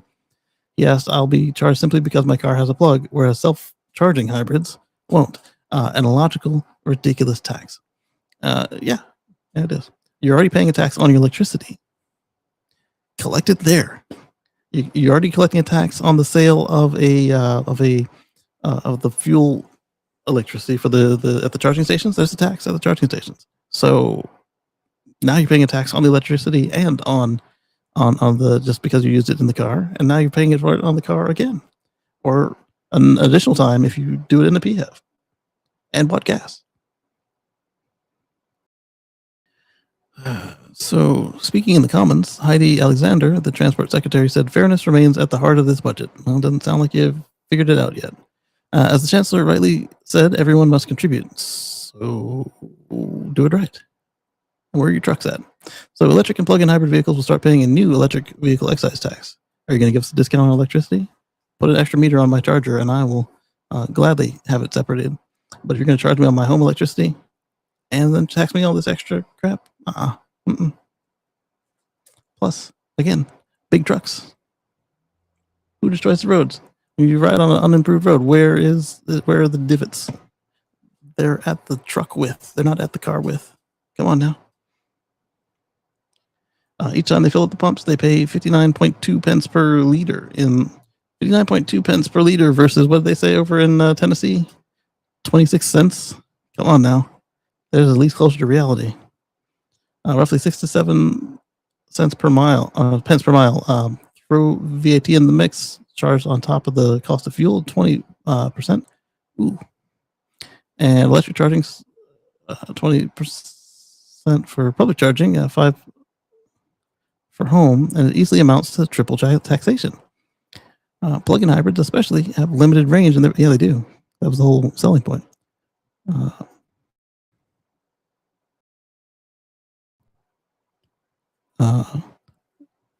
Future House says, I'll check. Doesn't appear in the news yet. Thank you, Brian. 15 to 60 miles. Yeah, that's the typical range of most PHEVs, except for that Dodge that hasn't arrived yet. May never arrive, but we're talking, 200 miles? Which is nice. It's the way it should be done. If they ever bring it. Say Dodge, the Ram, sorry, the Stellantis. This is dwarfed by the capabilities of pure electric vehicles, which can achieve in excess of 300 miles on one charge. Absolutely, they can. According to the test run by a consumer group named Which. That's a terrible name for a group. Which group do you work for? I work for Which. Who's on first? The feeble battery range of PHEVs means that the owners don't bother charging their cars or using the electric function. Yeah, many don't. Yet they will still be charged 1.5 pence per every mile they drive. Nice. David Silto drives a plug-in Lexus hybrid and lives in central Scotland. Says, if I drive to Manchester and back 1 weekend and then Newcastle and back to see my children, I'll do a wee bit less than 1,000 miles, but 900 of those would be done by the fuel engine. So I'm paying 1.5 pence per mile for not paid the fuel duty on. I find that absolutely crackers and unfair. Agreed, my dude. Agreed. And the comments on this were stupid, so we're not going to look at the comments on this one. They were all just sucking up to oil.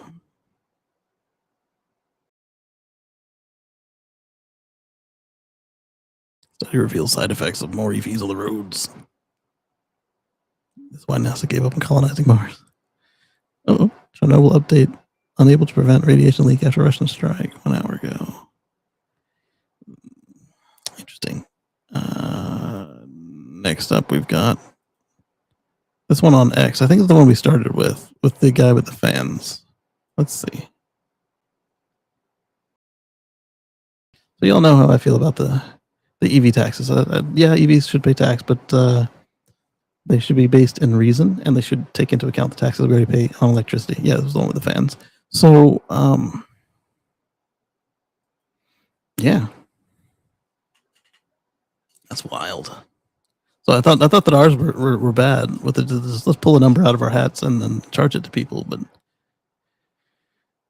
here we either pick plugins as hybrids or we pick them as EVs with the annual fee, but we don't usually treat them as both a hybrid and a plug-in, because that's pretty messed up. So let's do this. Let's close down that extra window there. I don't need it anymore.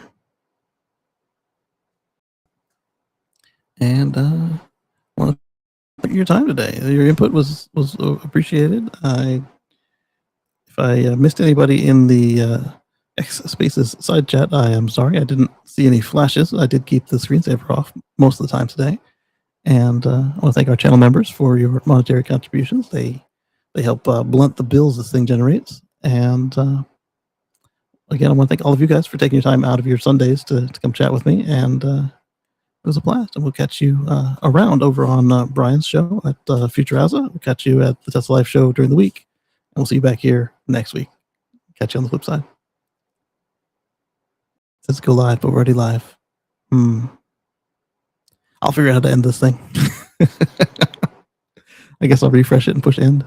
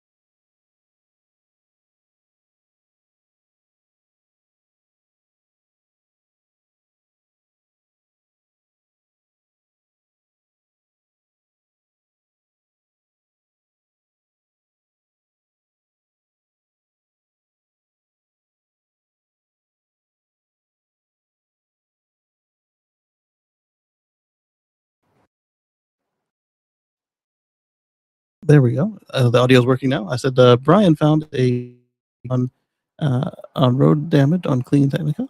It shows it's overblown and a misread on a very old study. Thank you for that. So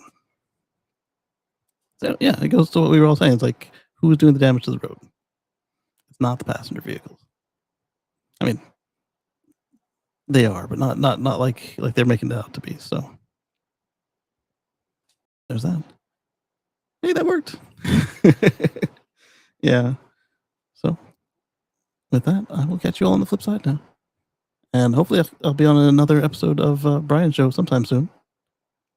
See if the timing works out. I'd appreciate it. See y'all later.